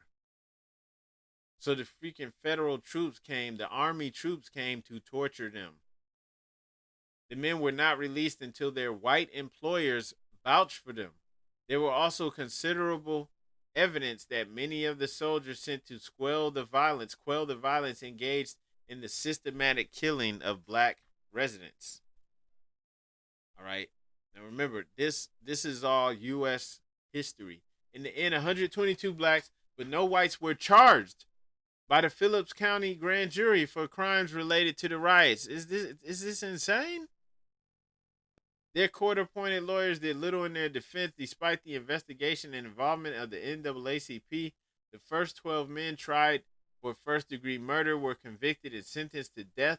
As a result, 65 others entered plea bargains and accepted up to 21 years for second-degree murder. And they didn't even murder anybody, man. This is insane. Led by black attorney Scipio Africanus Jones, the NAACP and other civil rights groups worked towards retrials and release of the Elaine 12. Eventually, they won their release, with the last of the 12 set free on January 14, 1925. What about the 65 others who entered plea bargains and accepted up to 21 years, though? They just had to go down. So this is insane. This is insane. And this was happening all over the place. Wasn't just in one spot. Now, you got the army troops that come here just like they did in Omaha. And they're torturing and killing people. Most people never even heard of this in Elaine, Arkansas. It happened all throughout the country. Let's go to Ocoee, Florida. Massacre. Happened in 1920.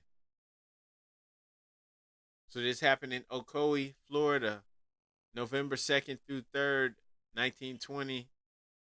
This was the largest election-related massacre in the 20th century. So you had about 50 blacks and 2 whites died in the violence, and the entire black community of Ocoee was forced to flee the town. And the prominent black residents, the ones who had land and property or businesses, were targeted. This is always happening. So let's go to this article from the New York Times. It's saying Julius, who you can see up here on the left, Julius July, well, it was his nickname, Perry. He was a black voting rights activist who was killed. He was arrested, then dragged from jail by a white mob and lynched on Election Day in 1920 during the Ocoee Massacre. And this is like, just to set off the chain of events, right? Get everything going. He was a well-respected godfather of the northern black community who served as a deacon in the church and the local labor leader. So they kill him, and then they turn on the black community, right? Um, so this happened November 1920. And remember, the whole entire black community was targeted. This always happens, right? They kill people, and the rest are forced to flee town. So, Julius Perry, it was said that anyone seeking to employ black laborers needed to speak with him first, right? He had some weight. He was an admired civil rights leader. He encouraged young blacks to be educated and stand up for themselves as first class citizens. You also had another man, Moses Norman. He was well known. He was prosperous. Him and his wife, Alicia, owned a 100-acre family orange grove. And it was said that he once was offered $10,000 for his groves, which was a huge sum of money for that time, and he refused to take it. Like, okay, now they targeting you. All right. As you can see from this picture too, I believe this is the brother Moses Norman and his family. It says Ocoee, Florida had many prominent black residents before the November 2nd, 1920 massacre. Not a single African American dared live in Ocoee for 60 years until 1981. Okay. So getting into this now. Ocoee, Florida is in Orange County, approximately 12 miles northwest of Orlando. Had been politically dominated by conservative Democrats since the end of Reconstruction. They prided themselves on keeping blacks, then mostly Republican, from the polls. In 1920, a number of black organizers across Florida began conducting voter registration campaigns, partly because of their efforts. A prosperous black farmer, Moses Norman, who had been part of the voter registration drive in Orange County, decided to vote in the national election on November 2nd. When he attempted to do so, twice he was turned away. When Norman was driven away the second time, a white mob, then numbering over 100 men, decided to hunt him down. In concluding, he had taken refuge in the home of another black resident, Julius Duly Perry. They rushed Perry's home, hoping to capture both men there. Norman escaped and was never found, while Perry defended his home, killing 2 white men. Elmer McDaniels and Leo Borgard, who tried to enter through the back door, they got what they deserved, right? They trying to break into his house. And all because they're registering to vote. The mob called for reinforcements from Orlando and surrounding Orange County. Eventually, they caught and killed Perry and hung his dead body from a telephone post by the highway from Ocoee to Orlando to intimidate other potential black voters. Perry's wife, Estelle Perry, and their daughter were wounded during the attack on the Perry home. They were sent to Tampa by local law enforcement officers. The mob then turned on the black community of Ocoee. They burned down homes and businesses. This is what always happens. They burned down homes and businesses and demanded that black residents leave Ocoee. In the face of this threatened violence, the entire African American population fled the town. Some African Americans speculated that the rioting may have been planned so that some whites could seize the property of the wealthiest blacks in the town. The NAACP investigated the massacre, sending Walter White, the organization's executive director. White, who passed as a Caucasian during his visit, reported that some local whites were still giddy with victory when he arrived. He also said that locals reported 56 blacks killed, but he claimed 30 deaths in his official report. Hold up. So the locals were saying 56 people had been killed, even though the official reports are saying 30. In 1921, the NAACP and other civil rights organizations called on the House Election Committee of the U.S. Congress to investigate the massacre and black voter suppression in Florida, but it failed to act. On June 21st, 1919, a historical marker honoring Duly Perry and others killed in the massacre was placed in Heritage Square outside the Orange County Regional Center. Hey, you get a plaque. We're not gonna give you nothing else though. We're not gonna try to undo this systematic destruction of your community, the prevention of the prospering and the for yourselves and your future generations. We're not doing nothing about that. You get a plaque. You see that, right? You get a plaque. Okay. A commemorative historical marker. Right. You can have that. We can't lie and say it didn't take place because there's evidence, right? Even though we don't talk about it, there's evidence that it happened. So we give you a marker. Okay. This is really happening, people. There's a problem with this. It's systematic, man. Let's go on and go to Tulsa.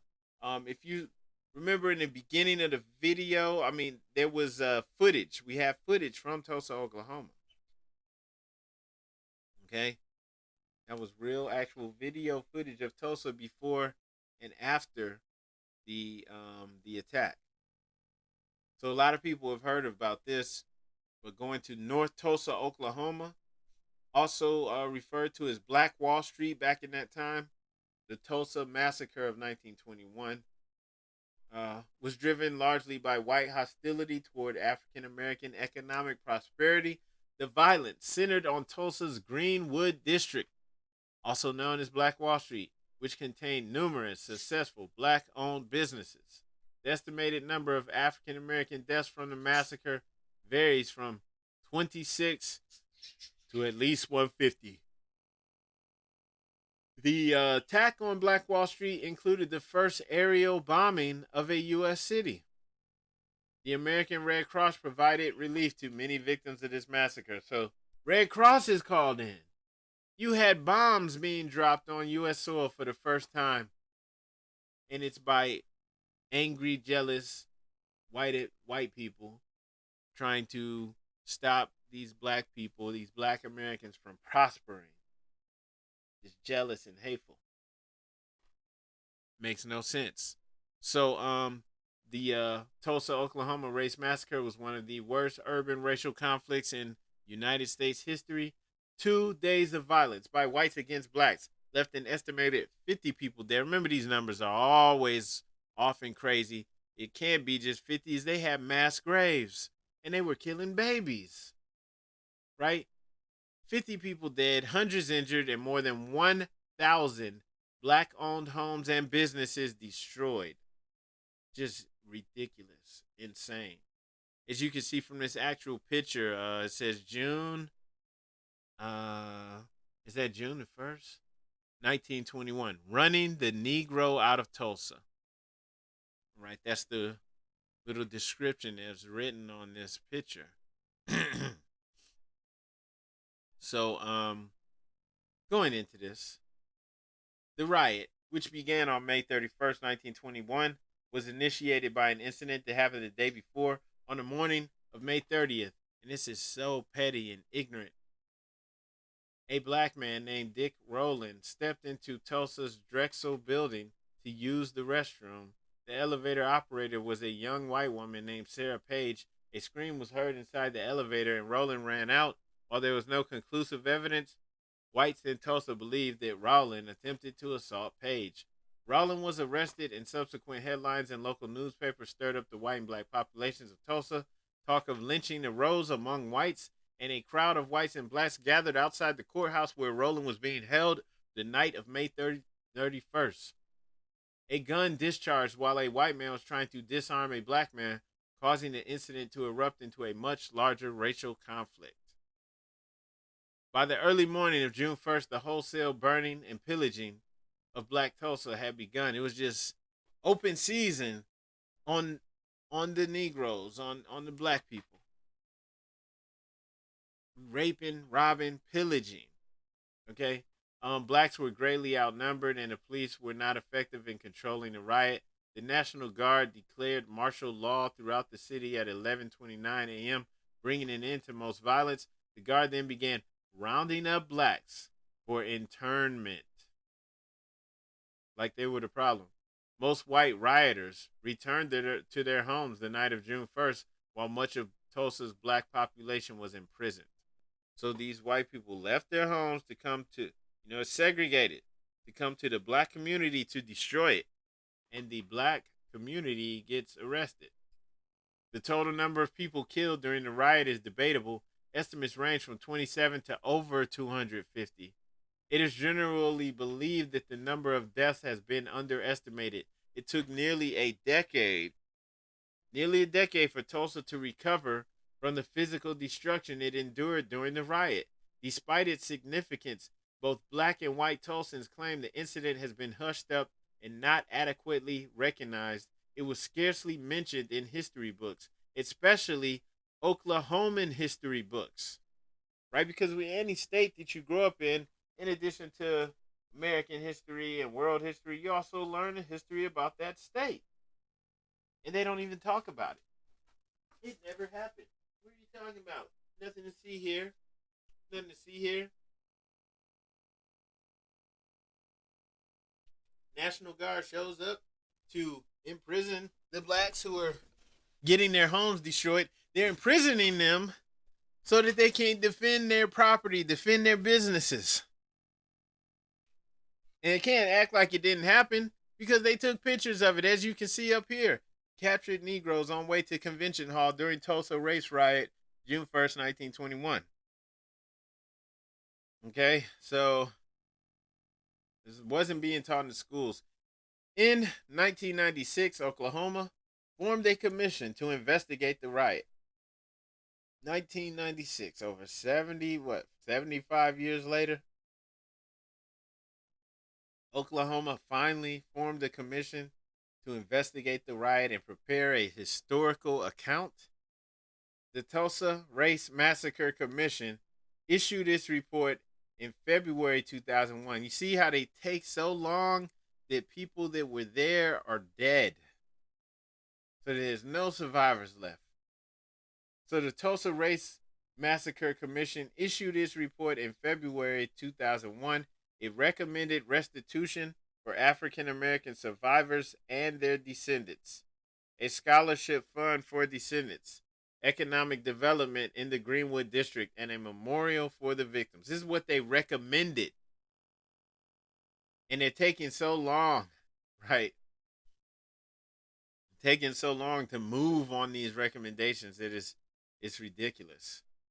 Like who takes this long, and why are people going along with this, right? And so just going back to this, we have some more pictures from here. This is up here on the screen on the right. Riot scene, June 1st, 1921. They leveled things from the ground. Remember, this is the first time bombs were dropped on American soil. So you had planes going overhead, dropping bombs. This is insane. So I want to read a little bit from an article. It was written by Syracuse University historian Herbert G. Ruffin II. And so this is going to take us back in time to the Tulsa Race Massacre of 1921 on the eve of its 100-year anniversary. And for those who want to look for the names of this stuff, I'll have all of the sources in the video description. African American life and the passing down of wealth from one generation to the next in the United States has always been frail and never guaranteed. Blacks' expectations of equality can be met in one instance and instantly lost in the next. This was the lesson that many learned during the red hot summers from 1917 to 1923. We know it lasted much longer than that, though. This was a period which experienced 23 race riots and massacres, with the worst case of white supremacist terrorism occurring in Tulsa, Oklahoma between May 31st and June 1st. And these things weren't just attacks. Remember, they took the land from the people, the land and the businesses.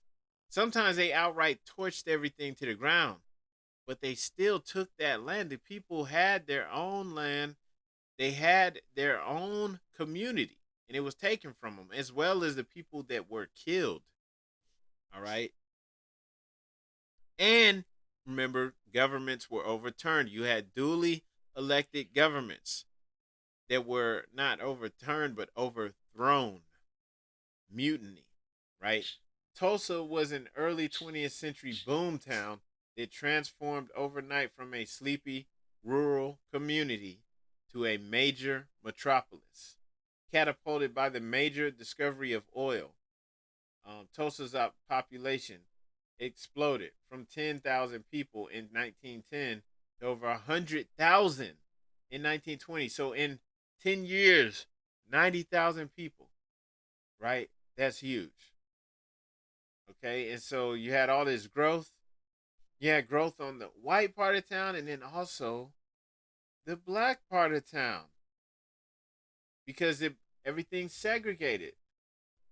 So in the black part of town, right, you had people who established their own alternative, their own promised land north of the Frisco railroad yards in a place called Greenwood, North Tulsa. Greenwood later became to be known as Black Wall Street. Um, I'm not reading this whole entire article, but just wanted to share some of this from the article. It says, um, the spine of the community was the commercial district at the intersection of Archer and Greenwood, called Deep Greenwood, better known to the world as Black Wall Street. This district was anchored by the black-owned Gurley and Stratford hotels. Yeah, black-owned hotels in 1921 on the eve of the massacre. And that here, let me say this too. There was a difference between having black-owned hotels, black-owned businesses back then and now, because you actually had a black community, and they also had political power because they were working together to govern themselves, right? And so the dollar circulated throughout that community. There was power there, right? And then people feared that. So on the eve of the massacre, Greenwood had 108 black businesses, including barber shops, billiard halls, churches, clothing stores, fraternal lodges, funeral parlors, a hospital, hotels, markets, movie theaters, newspapers, nightclubs, a public library, public schools, and restaurants. Its professional and skilled classes included attorneys, physicians, ministers, tailors, hairdressers, and shoemakers. Black Wall Street epitomized the best that could be achieved in a racially segregated society, a large degree of African American control over its major institutions, a self contained black city within a larger and hostile white one. So they were doing fine, doing great all by themselves. And this is why it was leveled to the ground. You see that picture? This is actual footage of the aftermath of the attack, right?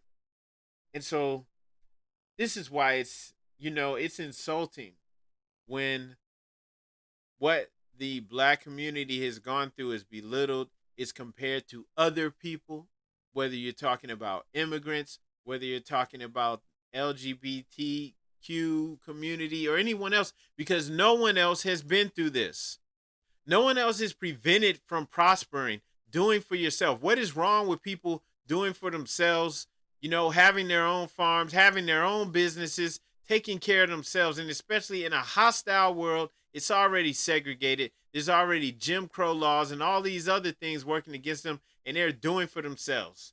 Now you got white mobs forming. Remember, this ain't just Tulsa. This happened all over the country. Nobody else has been through this, people. This is ridiculous. So it was a self-contained black city within a larger and hostile one, white one. Just coming back to this is impressive as this situation was. It's important to note that Tulsa was a troubled city in which white Tulsans purposely ignored or denigrated the African American community. Guided by racial stereotypes, deep-rooted prejudices, mass layoffs in the oil fields, it was not a surprise that rumor and insinuation created fertile ground for race paranoia and the rapid growth of white supremacist hate groups like the Ku Klux Klan. But remember, this wasn't just the people who are mad and they're all easy to get riled up by some newspaper. No, these were organized efforts because they're communicating, just like in Wilmington, North Carolina, a few years before that, 1898. They overthrew that duly elected government, went through killing those people in North Carolina, taking their businesses and burning their homes down, running them out of there, right? And they communicated. You saw how they did that across the country. It happened there. Then, like 3 years later, happened in Atlanta, right? So it happened in Knoxville. They did this all over the place. This wasn't an accident.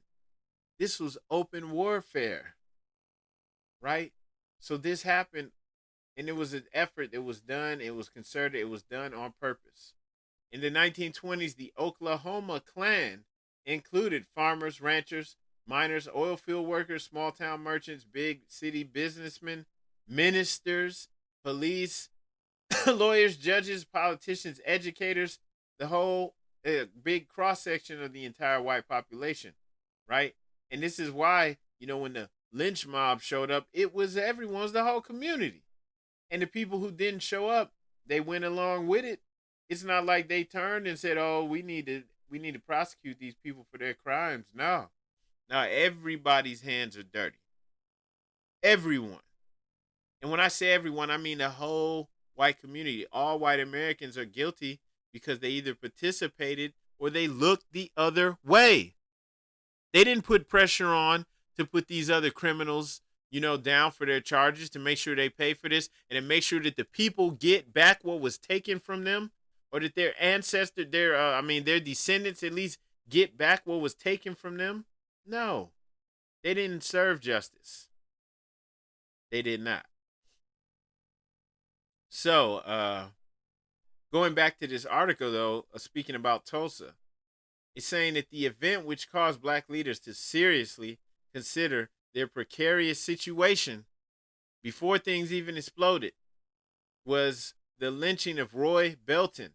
In August 1920, Belton, who was white, was arrested for hijacking and shooting local cab driver Homer Nita.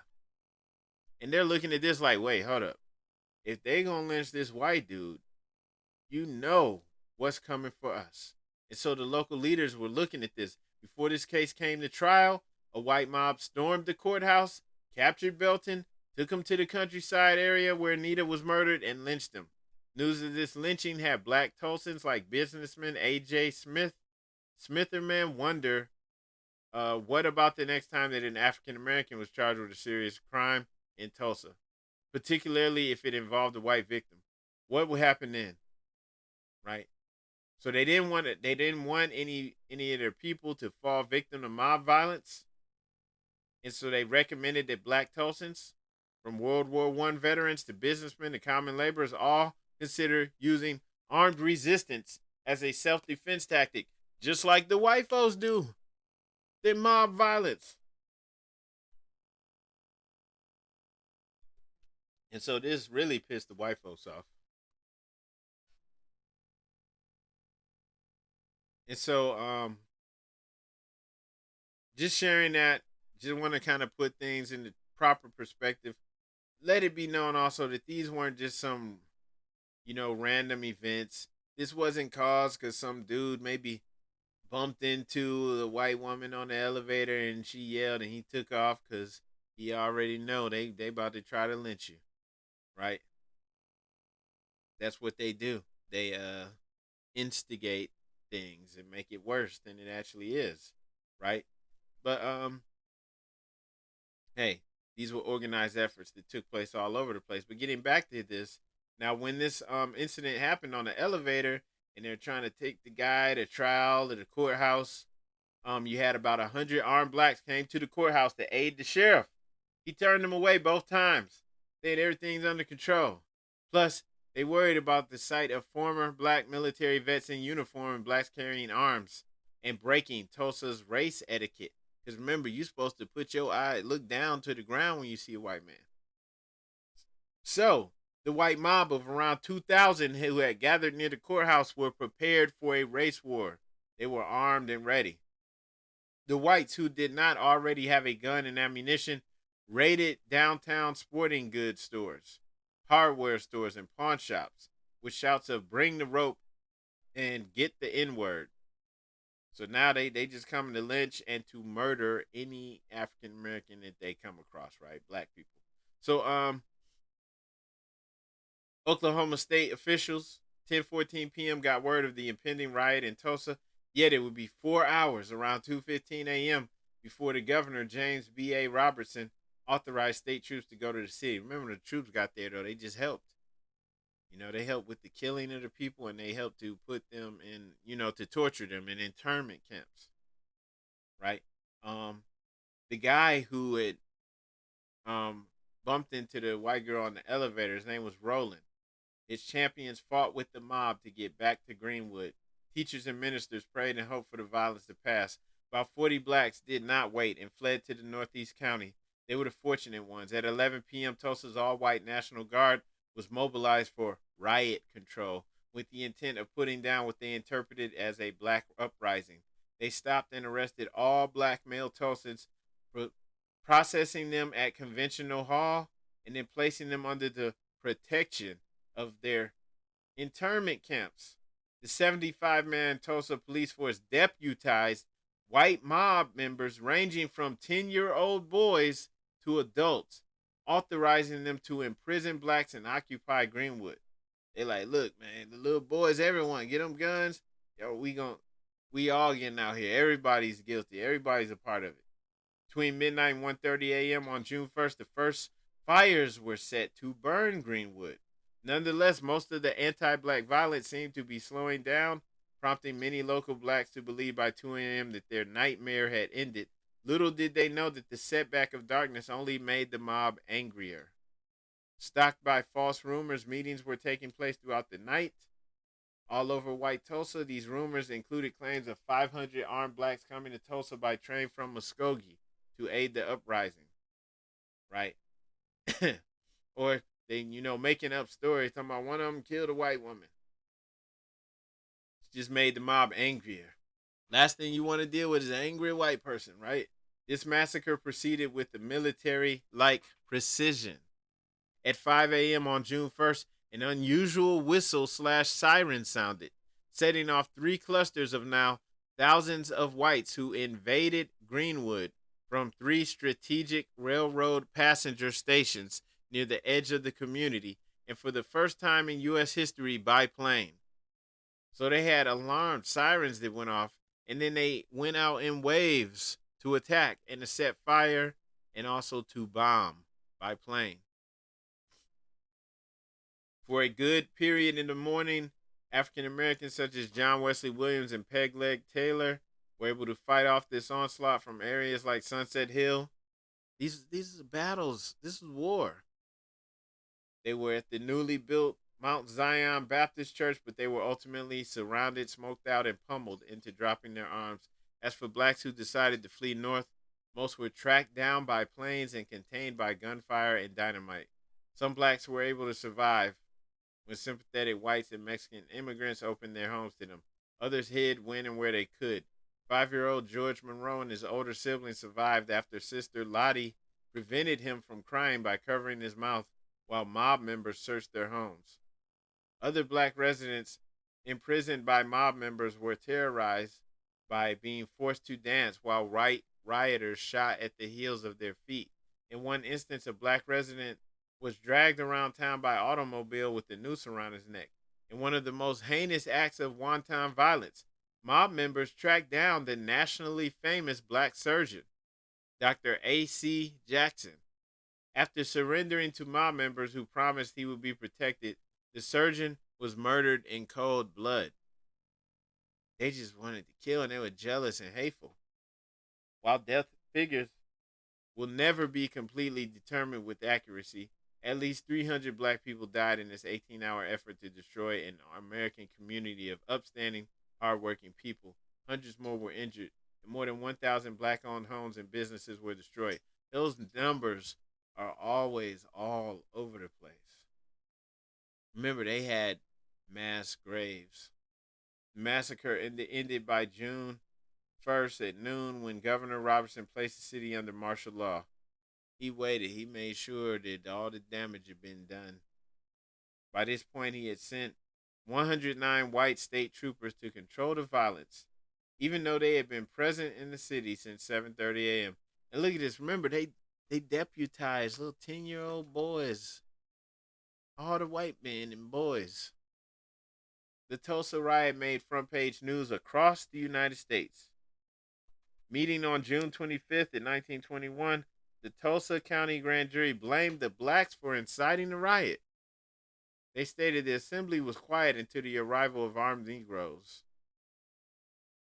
There was no mob spirit among the whites, no talk of lynching, and no arms. In the massacre's aftermath, most black Tulsans were homeless and penniless. They stayed and rebuilt Greenwood from its ashes. The only black homes spared were in the countryside on the eastern and northern edge of Greenwood, where they were interspersed with white homes. This was also the area where blacks had the greatest success in finding sympathetic whites who provided their homes safe houses for the massacre survivors. In the first year after the massacre, most black Tulsans lived in tents and were assisted by the Red Cross, synthetic, sympathetic whites, and financial support from throughout the nation. By 1922, most of the temporary tents were replaced with new homes. Let's see. There was hardly any restitution for the loss of life or property, while most black African Americans were separated from family members in internment camps. 120 mass graves were dug. The largest, if you have 120 mass graves, there's got to be more than 300 people, because a mass grave is going to have several people in it. They had 120 mass graves. The largest unmarked graves were at Booker T. Washington Cemetery, New Block Park, Oak Lawn Cemetery, and along Sandy Springs Road. Efforts are ongoing today to uncover more of these graves. This is ridiculous, man. The Klan easily manipulated Oklahoma's racial climate after the massacre to have its membership surge to over 100,000 by 1925. It just helped them grow. In 1995, the state of Oklahoma publicly acknowledged and apologized for the massacre as civic and political figures began a campaign to get restitution for massacre survivors. Now, I remember just like either last year or the year before, they turned down the idea of reparations, and even to the survivors, not their descendants. You had like 3 or 4 survivors left. They're all elderly, about on the brink of death, and this is just horrible. Like, this is like a slap in the face, right? Historians John Hope Franklin and Scott Ellsworth wrote in the commission's final report in 2001, "We can best honor that past not by burying it, but by facing it squarely, honestly, and above all openly." Squarely, honestly, and above all openly. That doesn't describe how things are done in this country, does it? Things are done in here in a cowardly fashion. You're scared of the truth, want to cover it up. Oh, we got the critical race theory. You never talked about this. This has never been discussed openly. This has always been hidden, even though it's out there in the open. You try to hide it. You're a bunch of cowards. Weak, cowardly, and the opposite of honesty and having dignity, right? They still haven't tried to do anything about this to correct these measures. Outside of commemorative plaques. So moving on, and we're almost done. We're wrapping this up, but let's go to the Rosewood Massacre in the 1920s. This happened in 1923, Rosewood, Florida. Another terrible thing. I want to also, as we do this though, I do want to give some respect to brother Dunn, who's also based out of Florida. He's done a lot of research and a lot of work on this. I want to share or quote from some of his articles about what took place in Florida, and also share some footage that he has from an actual survivor from Rosewood, right? Which is amazing, And this is a brother Marvin Dunn. He's an emeritus professor at Florida International University. He does tours where he takes people to the areas and discusses the history of these areas in Florida. This is the history that they're trying to cover up, that they've been hiding from like cowards for years now. So just wanted to give honors to that brother. But just going into this and speaking about what happened there, because quoting from the brother Dunn, 100 years ago, Rosewood, Florida, was a thriving black community just under 50 miles west of Gainesville that provided residents decent jobs and land ownership opportunities. This was an anomaly nestled in the Jim Crow South that was until January 1st, 1923, when a white mob invaded and murdered inhabitants and set the town ablaze. Survivors sought refuge in the swamp as they watched their lives be destroyed in a spontaneous act of hate. Law enforcement wouldn't come to the rescue. Okay, and the mob's rage was spurred after a white woman in neighboring Summer claimed that an unidentified black man had attacked her. The search for the alleged attacker began in Rosewood, and when one family, the Carriers, defended themselves, whites from neighboring counties and members of the Ku Klux Klan from Gainesville descended upon the town. So it's just a terrible, terrible thing that happened. Um, and we're gonna discuss this now. So Rosewood.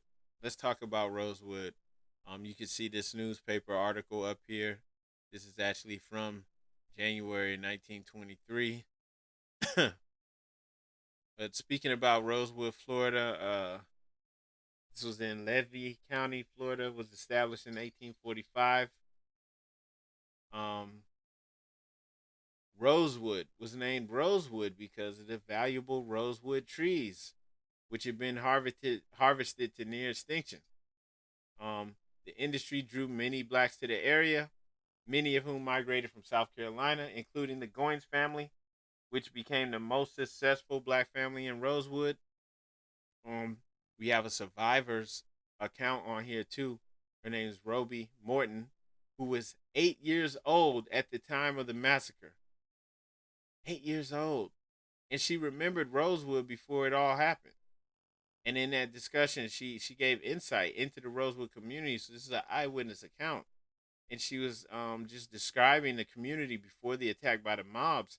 She said everybody had something going. People owned acres of land, not just lots. So it's not like in the neighborhood, maybe you have a house in the neighborhood, we have a lot, right? People owned acres of land. They might not have been rich, but they had land and they had groves with trees and things like that, or they had livestock. So everybody had something going. People owned acres of land, not just lots, and the houses were mostly two-story houses. So they weren't just like little shotgun shacks. They were mostly two-story houses. The white folks really wanted those houses. Now remember, these aren't my words. These are the words from a Rosewood survivor. She said the whites really wanted those houses. That's why a lot of the white people from around there didn't want the mob to burn them down. But they burned them down all. They burned them all anyway. Most of the homes were painted white. I didn't know there was any other color of paint except white. Every house in Rosewood was painted white. Morton said a few of the homes had lawns, and some homes had fruit trees and grape arbors. She said the people in Rosewood had better furnishing for their homes than the whites in Sumner. She also recalled that every 3 months or so, a long mule train would come in from Gainesville along the hard road, now Highway 24, with furniture and heavy things people had ordered from Sears and Roebuck. The white people from Sumner didn't buy such things. They lived in little shanties. It was the Rosewood people who had furniture on that mule train. Emancipation Day offered Rosewood blacks the chance to celebrate. That was their biggest celebration. A lot of people, old people, came out from slavery, so this was a big day for them. We had picnics. People came from all around. We had the best food. People grew their own things in those days. At Christmas time, we didn't get toys, maybe $1 or something like that. We got fruit. It was a happy time. Life was just beautiful. It was a place where black people really had something. It was a very prosperous black town. Morton could read and write when the massacre took place. They were about to they were about to build us a school right before the massacre happened, she said. She attended school at the Masonic Lodge, which was the largest building in Rosewood. These were very progressive black people. They had their gardens and their homes, and they kept them in real good shape, above the average for blacks at the time. No one in that settlement but black people, except for Mr. Wright, who had a store there. No one, lived in that settlement but black people. There was one white person, right? His name was Mr. Wright. He had a store. They were high type black people. Houses kept up real good. White picket fences around some of them. They didn't have lawns. The yards were dirt and they swept them with big brushes. They had flowers too and some fruit trees. The families that stood out, I recall, were the Bradleys and the Carriers. Sarah Carrier, Sylvester Carrier's mother, was educated, I think, because she had a piano in the front room. They kept that house looking very good, a two-story house. As I said, these were high-type people. In the aftermath, all of the blacks left Rosewood. None returned to live there. Now, this is wild because, like, even them being able to have nice things, having pianos and stuff, and the white folks in Sumner living in shanties, living in shotgun shacks, they were jealous. They didn't want them to burn down the houses because they wanted them for themselves. They were so hateful and angry, they burned it down anyway because they're just out of control and impulsive and angry, right? So just 100 years ago, Rosewood, Florida was a thriving black community. Just under 50 miles west of Gainesville, Florida, provided residents decent jobs, land ownership. It was, an amazing place. Okay. So, just looking into this, so I'm gonna share the account of Fannie Taylor. On Monday, January 1st, 1923, Frances Fannie Taylor, who was 22 years old at the time, alleged that a black man had assaulted her in her home. She collapsed and was taken to a neighbor's house. She was visibly bruised, and she said the attack took place while her husband James Taylor was at work at the Crumner Sawmill in Sumner. It's 2 miles from Rosewood. She claimed the man robbed her as well. Fannie's version of what took place that morning was disputed by a black woman, Sarah Carrier, who I believe is up here on the screen. You see the Carriers. That's Sarah Carrier and Sylvester Carrier, and I'm unsure who the other person is, right? But just remember these people. Now, Sarah, who was present with her granddaughter Philomena Goins at the Taylor home that morning, Carrier worked for Taylor doing housework. Although she was questioned at the scene by Levy County Sheriff Elias Walker, Carrier did not admit to knowing anything, which obviously she can't trust them white folks. She couldn't say nothing. When she returned home to Rosewood, she told her version, and blacks believed it. According to Sarah Carrier, Fannie had been attacked by her white lover, who Carrier had seen come to the house while the woman's husband was at work.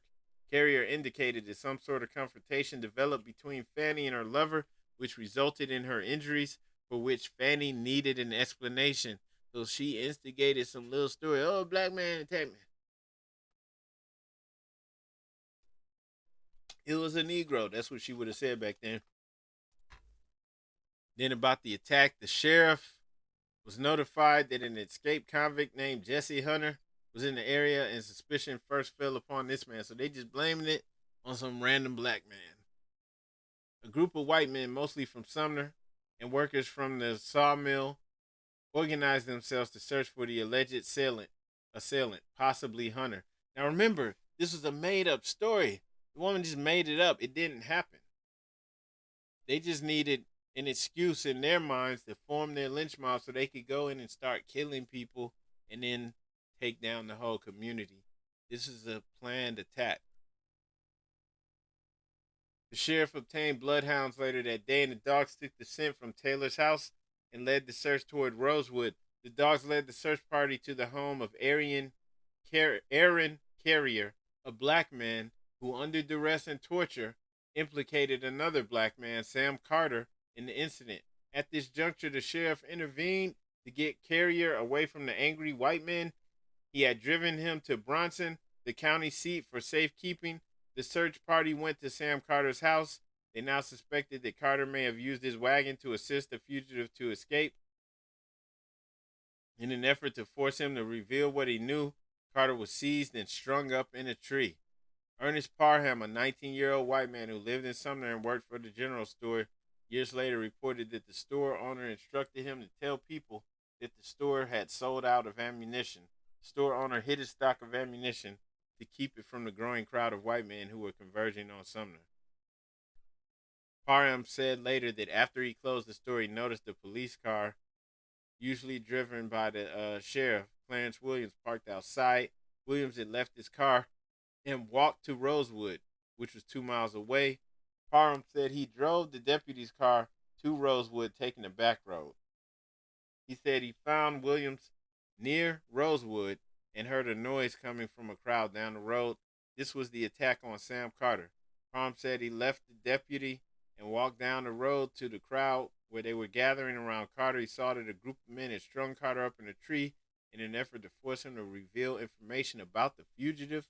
Parham stepped in and convinced the men to let Carter down. Carter led the search party to a place where he said he left the fugitive. The tracking dogs failed to pick up a scent, provoking one of the men to shoot and kill Sam Carter. Following the shooting, the crowd dispersed. The search party continued to look for the alleged assailant. Remember, there's no assailant. Now believing that the man they sought was being protected by Sylvester Carrier in Rosewood. January 4th, several white men approached the Carrier home demanding that Sylvester Carrier come out. When he did not emerge, two of the white men came into the porch and shot and killed a dog that had been tied to the front of the house. According to the children who were in the Carrier home that night, one of the white men, C.P. Poley Wilkerson, who was a former quarter boss at the Cummer Mill, kicked in the door. They said Sylvester Carrier shot and killed Wilkerson. Henry Andrews, a second white man, tried to enter the Carrier home, was also shot and killed by Sylvester Carrier. The white men retreated as gunfire was exchanged. When the whites exhausted their ammunition, a lull in the gunfire occurred, and the children, with the assistance of older relatives, were able to escape the home and run into the swamps of Gulf Hammock. The following day, 3 bodies were removed from the Carrier home. It is not clear if Sylvester Carrier was among them. Okay, this is Sylvester Carrier down here in this picture, in the bottom left. But just the reports of those white men, so-called white men, being killed, escalated events, right? Like, what they expect? They run it up in dude's home to kill him and everyone up in there, and they defending themselves, right? But it got worse. So the body of Sylvester's mother, Sarah, was recovered, as were the bodies of Polly Wilkerson and Henry Andrews. Some family members believed that Sylvester Carrier was still alive and said they received Christmas cards from him many years after the events of 1923. The reports of the white men's deaths, right, that made things escalate. Some of these men that came to Rosewood came from out of state. So you had an untold amount of whites that descended upon Rosewood. They're coming from out of state. They're coming from all over. Whites burned all the black homes in Rosewood and killed additional blacks, including Mingo Williams, who was killed some 20 miles from Rosewood, and Lexi Gordon, a light-skinned black woman who was ill at the time and could not get out of Rosewood. They also killed James Carrier, who only had one arm. He was taken to his mother's grave and shot there. A major point of contention was that state officials, particularly the governor, knew about the events in Rosewood and chose not to act. Let's go back to this account from Robbie Martin, who was a survivor. Hold up. Let's see if we could play this. Is it gonna play? Rosewood was a town made up of people that came from the the slave area. My grandmother and grandfather, she told me that they came in there in 1886, and they found this property and they homesteaded 1 acre, an acre, an acre, an acre, until till the Rosewood. Ah, I am so sorry about that.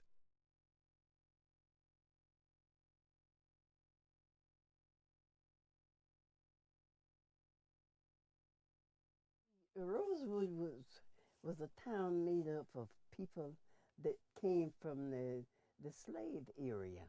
My grandmother and grandfather, she told me that they came in there in 1886, and they found this property and they homesteaded 1 acre, an acre, an acre, an acre, until till the Rosewood burned, the people burned it down. Some of it comes back to me and some of it don't. Yeah, my Lord. You have to remember, I was 8 years old when I lived here. That's a long time to remember anything. Yeah. When those people came after the people us down there in Rosewood, we had no ammunition like that. A buckshot was about it, and it doesn't hurt anybody. You just pick them out after they hit you. But when they came in there, they came with all kind of heavy ammunition and rifles and all that. See, about 3 days later, people they was just coming just from every angle with all these guns. It was beautiful. I loved it here. It was just beautiful to live here. Oh my goodness. When they took away this town, it just took away everything from me and a lot of other people I know. It really did. Right now, I could scream bloody murder. Just scream as loud as I could, just going over all of this. Oh, and walking on the grounds. They did lynch babies. They did, because I seen babies hanging. I sure did. Me. I saw people hanging. Me. I'm telling you, it's rough. It was really rough. Oh my God, I tell you, it was terrible what happened to the people in Rosewood. And all because they didn't want to, I don't know what they had on their mind, but what they wanted was the homes. They said so. It was said. They wanted them people's nice homes. Rosewood had nice houses. They really did. Rosewood was a town that was going to be a real beautiful affair if it ever was left alone. But when they went into this big riot thing, it was just too bad. And I will never get pleased about it. I'll always be mad. All right, people. So, and just want to say rest in peace to that sister, and also want to give respect to Dr. Marvin Dunn for the research and for that interview, and just for keeping this alive and not letting this go, not letting these people cover this stuff up. This is horrible, and it's occurred, and nothing has actually been done about these things that have occurred all over the country. It wasn't just in Florida. It wasn't just in Texas. It wasn't just in Tulsa or just in North Carolina. This happened all over, man. And it's crazy. It's disgusting actually. Just coming back to this though, the government in Florida, they dropped the ball. Just like they're dropping the ball now, trying to act like they want to, go even further to cover this stuff up. Like it's not already covered up. We don't even want you to discuss this. That's called critical race. Get the hell out of here. Right? So it's time. It's time for the truth to come out. But just going back to Rosewood, man, you had a particular or major point of contention was that state officials, particularly the governor, knew about the events and chose not to act. Governor Kerry Hardy, which we have to say these people's names because they're infamous. These people, they have legacies. They were allowed to go on and prosper even though they're despicable, disgusting criminals. They're murderers. They're horrible. They're despicable. But Governor Kerry Hardy went hunting on January 4th. Even though he was aware of the events in Rosewood, Levi County Sheriff Robert Elias Walker, these people are up here on the screen, had advised the governor that he saw no need for troops to be sent to Rosewood, so no National Guard troops were deployed. We saw in the other instances how the troops were weaponized to help further torture the black people, the black communities, to put them in internment camps, right? But they didn't do anything, right? On January 29th, 1923, a special grand jury was appointed to present a report to the governor on the events at Rosewood. The group convened in Bronson on February 12th, 1923, and heard from 13 witnesses. Upon conclusion of its work on February 16, 1923, the grand jury issued a report in which it stated that they were unable to obtain evidence that could be used for indictments of persons involved in the disturbance. No white person was ever charged in the massacre at Rosewood. Now remember, this said untold amounts. You had people that came from other cities, even other states, to descend upon the black community of Rosewood. Only one was listed as an actual murderer, a man named Bryant Hudson. He was 25 years old at the time. 4 witnesses named Hudson as the man who shot Sam Carter that night by the edge of the woods. Hudson, states the FDLE report, is the only suspect identified as having committed a homicide. And then the records show Bryant Hudson died at a veterans hospital in Lake City in 1931 from injuries friends say he received in a fight. Okay, so he didn't still nobody went down for it. At least a dozen white people watched Hudson pull the trigger, shooting Carter in the face. Some were even appalled by the killing, but in keeping true to the code of the South, nobody talked. And in the events, the accounts that were just spoke of, speaking about in depth what happened in Rosewood, this is primarily based on the Special Master's Final Report, which was a state-sponsored study of the incident, and it was prepared by 4 scholars: Dr. Maxine D. Jones, Dr. Larry E. Rivers, Dr. David R. Colburn, and Dr. R.T. Dye, and Dr. William W. Rogers. The report to the Florida legislature was dated March 24th, 1994. And that became the officially accepted version of the tragedy. Okay, so can't say we're making this stuff up. The story was ordered because several Rosewood survivors and descendants filed a claims bill demanding reparations from the state because the state failed to protect black lives and property in Rosewood. And they dropped the ball. They're still dropping the ball. Let's go to one last account and we'll go ahead and wrap this up. Let's go to the lynching of Reuben Stacy. Took place in Fort Lauderdale, Florida, 1935. In this account, you had police involvement. This was done like some type of gang activity. You'll understand when we get to it and explain the details. But as you can see from this picture, you got everyone, men, women, and children, little girls there. Everybody's having a great time. People who later went to the scene of the lynching stated that pieces of Stacy's pants had been cut off, branches from the tree ripped off, and pieces of the hanging wire cut up as souvenirs of the lynching. This is like a common occurrence. This is what they're always doing. Right? They're happy. Everybody's there to see it. We loves it. So you have little girls there. Little girls and little boys. Everybody's there. Women. Everyone is guilty. So, the lynching of Reuben Stacy in Fort Lauderdale in 1935 was an urban lynching, and I want to also give respect also to Dr. Marvin Dunn for this research. The police were reportedly involved.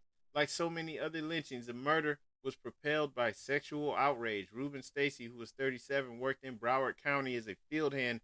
Marion Jones, a white Sunday school teacher, reported to police on July 16, 1935, that a black man asked for a drink of water and then attacked her with a knife. He was reportedly scared off when her mother, who lived nearby, heard the commotion and walked outside. This guy was accused of attacking the woman after a passerby reportedly saw him creeping around some bushes near their home. He received no trial. There was no physical evidence even linking him to the scene. He denied the charges brought against him by the deputy sheriff, Bob Clark, but Clark did not believe him. He took Stacy to Marion Jones' house where the woman identified him as her attacker. A white eyewitness to the lynching who emerged years later and did not want to be identified remembered that day very clearly. She noticed several cars streaming past her home on West Las Olas Boulevard, all heading in the same direction. She recognized Sheriff Bob Clark in one car. With him were several other white men and one black man. Police officer Bob McDonald was heard yelling, "They've got him," as whites started following Deputy Clark's car to Old Davie Road, now known as Davie Boulevard. The witness reported that Deputy Clark led the handcuffed Stacy from the car and stood him under a tall pine tree. Clark walked over to the Jones house, ripped a wire from the woman's clothesline and took it back to the tree, threw one end around the tree, over the tree, and tightened the other end around the black man's neck. Stacy's body was raised slowly until his neck broke. According to the witness, Bob Clark, Deputy Clark, then told all the onlookers that if they wanted to witness a lynching, they would have to participate in it. Like, this is how gangs operate. You have to get your hands dirty too. He had the mob of about 30 people take turns shooting at the already dead body, offering his pistol to those who were not armed. Some shots missed, but 17 shots were on target, further mutilating Stacy's body. So it's like, look, everybody get your hands dirty. Everybody, so that we're all guilty. People who later went to the scene of the lynching, I mean, everyone, children, everybody, we're all in this. Everybody's guilty. People who later went to the scene of the lynching stated that pieces of Stacy's pants had been cut off, branches from the tree ripped off, and pieces of the hanging wire cut up as souvenirs of the lynching. George Benton, the only black undertaker in the community, was called to remove the body. According to him, Deputy Clark had made sure that the wires were cut so that the body would fall to the ground, not to be taken down gently. The cause of death was by hanging or by bullets. They sent in Florida Governor Schultz, sent in the state attorney Louise Mary to investigate the hanging. Miss W.P. Cronell Jacksonville, the head of Southern Women for the Prevention of Lynching, had petitioned the governor to have an honest investigation. Sheriff Bob Clark and his brother, Sheriff Walter Clark, appeared before a grand jury. They testified that they had been run off the road by 100 unknown armed men in about 50 cars who took Stacy from them. They lied. The Clarks stated that they thought the men would take Stacy to a tree nearby the Jones home, so they headed in that direction. This is the dude who the eyewitness says gave the guns to everybody, talking about, y'all got to participate in this if you want to see a lynching. Everybody got to get their hands dirty. Right? So this is insane. And this has been going on for the longest. Gonna go ahead and wrap this up, but if you want to get more information, of course you can go to the sources. There's about 38 sources listed in the description for this video. This should be taught in all the history classes, all the schools. It should be taught at the elementary level, at the collegiate level. There's no reason that this should be hidden. I mean, why are we learning about the Holocaust that took place in Germany, and we don't even get to learn about how the black people got their land and their businesses taken from them, and how, people, black men, women, and children, even babies, were lynched and killed? How the black people weren't allowed to prosper and have their own communities. We don't get to hear about that. We don't get to learn about that. These cowards want to continue to hide. And it's time for the truth to come out. The whole truth to come out. You want to make America great again? Well, we're going to have to tell the truth. We're going to have to come out, you people that want to hide, that want to continue to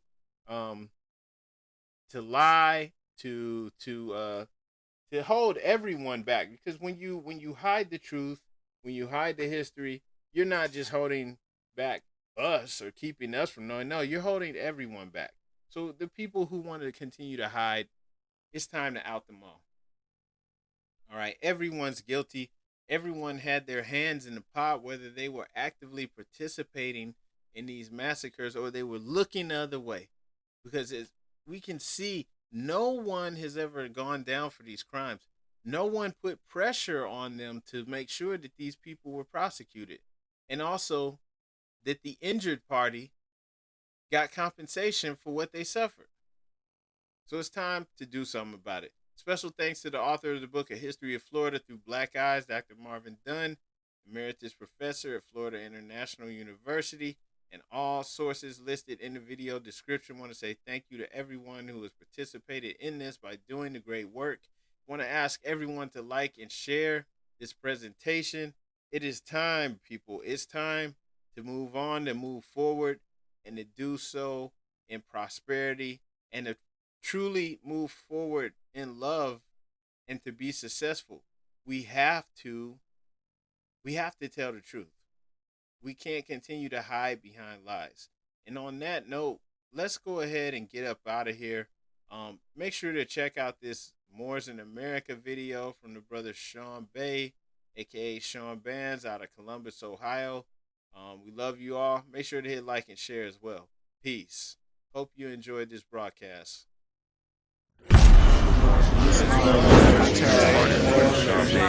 I am not a Negro, black, colored, African American.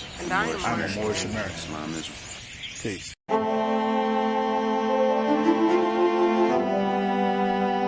Yeah. Hey, 5 on the right, 2 on the left, man. You know what time it is.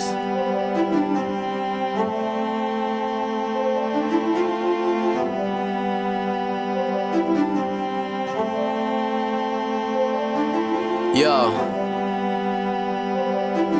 We just Moors in America, soared through the shores and endured criminal acts of war on our character. 7 years after the 4th score, no reward. Shout out to the most courageous, they was jumping over barriers. Where does that compare to you?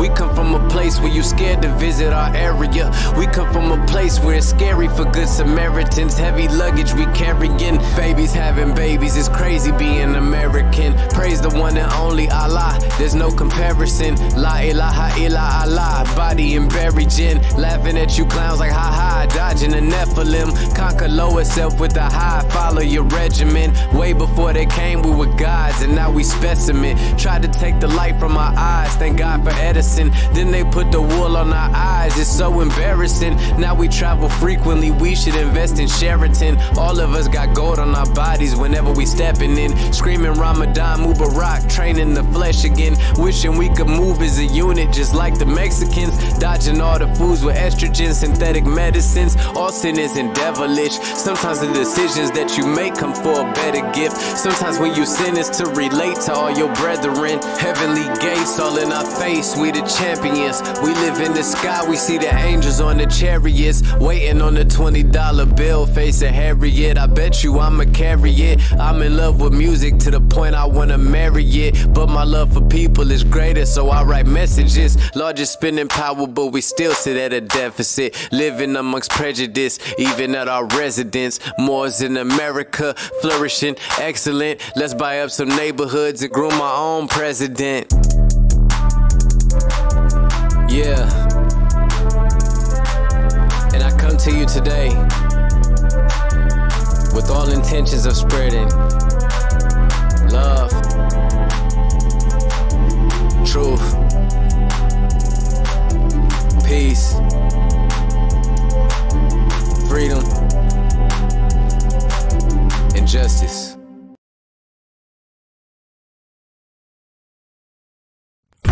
Every day, billions of searches are conducted online, therefore it is critical that your company stands out to the small percentage of clients who are essential to your business.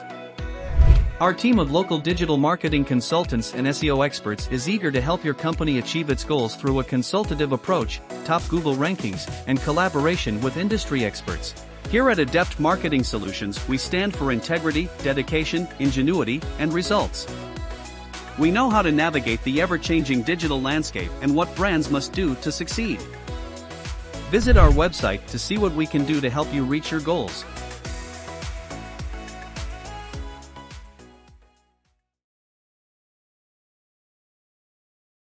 Highest quality handmade fezes. Crafted fez with the finest wool, complete with tassel and leather sweatband. Wear the national headdress of Moorish Americans with pride and respect. 3XL size fez is a comfortable fit for brothers with dreadlocks. Shipping worldwide. Go to moorishfez.com to order.